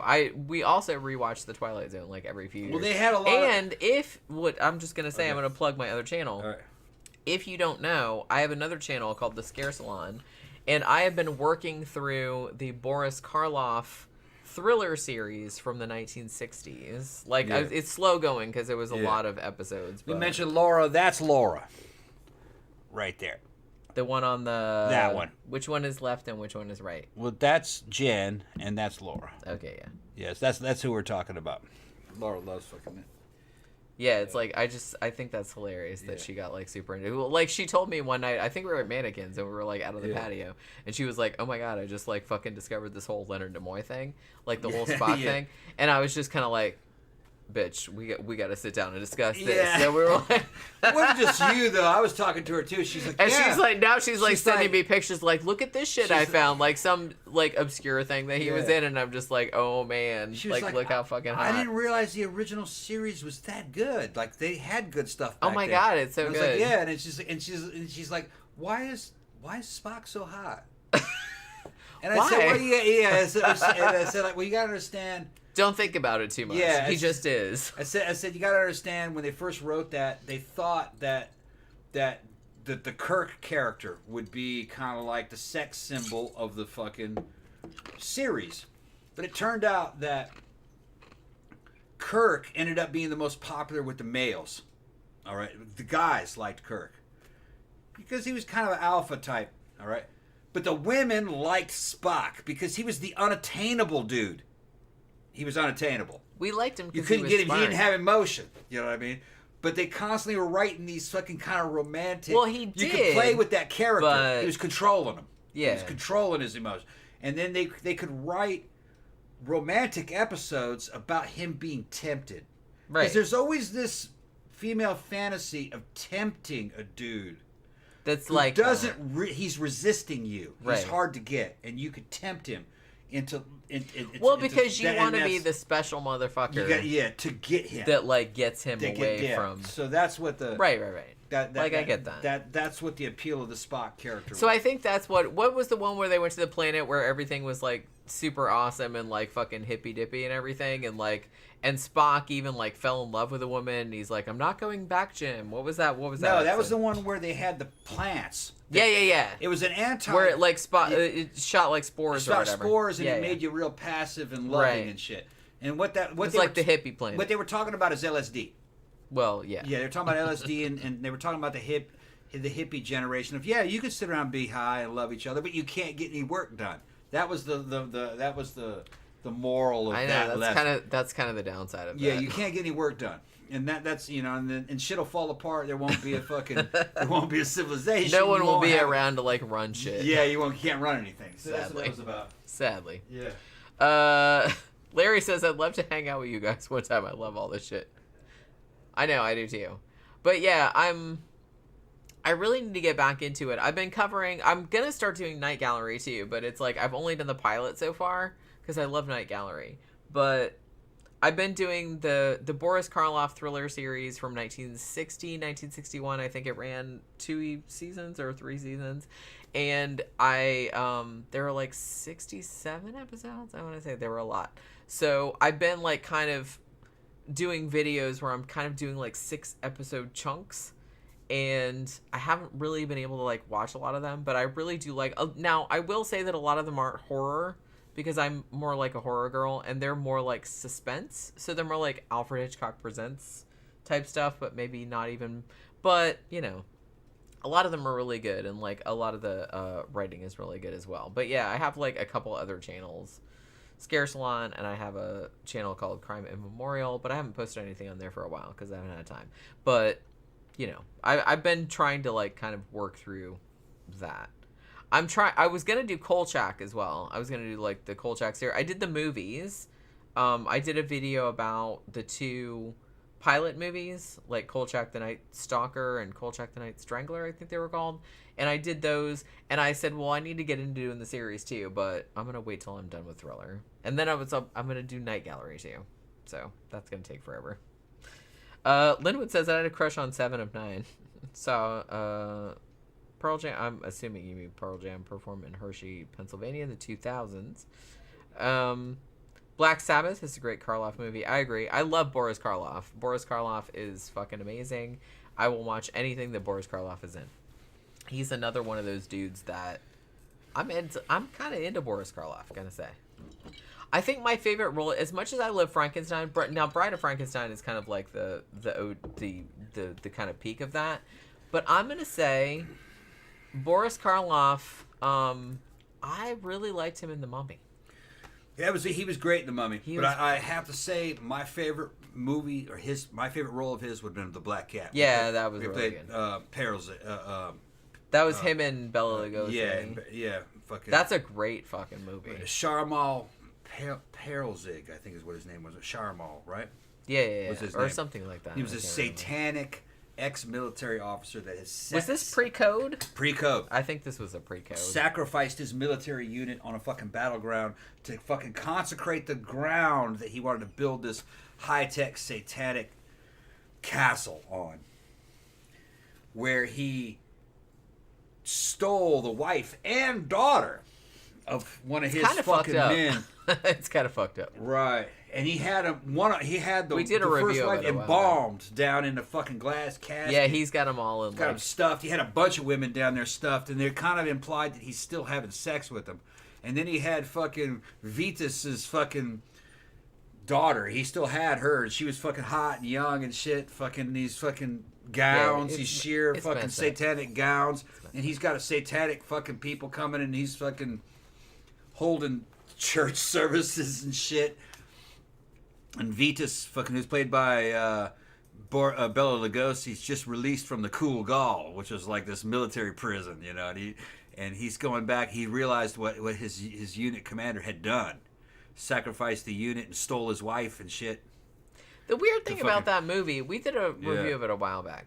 It's called The Black Cat, but it doesn't have really... Nothing to do with The Black Cat. It's nothing to do with the Edgar Allan Poe story. They just shoehorned that in there. Yeah, well, it's recognizable. It's a fucking story of Satanism, human sacrifice, necrophilia, torture, peeling off people's skin. Yeah, fucking high-tech shit for the time. Fucking like in his little castle that had sliding doors, like, and intercoms, like some shit out of the fucking Star Trek Enterprise. It's a cool ass Starship movie. Enterprise. It was a good movie, all black and white.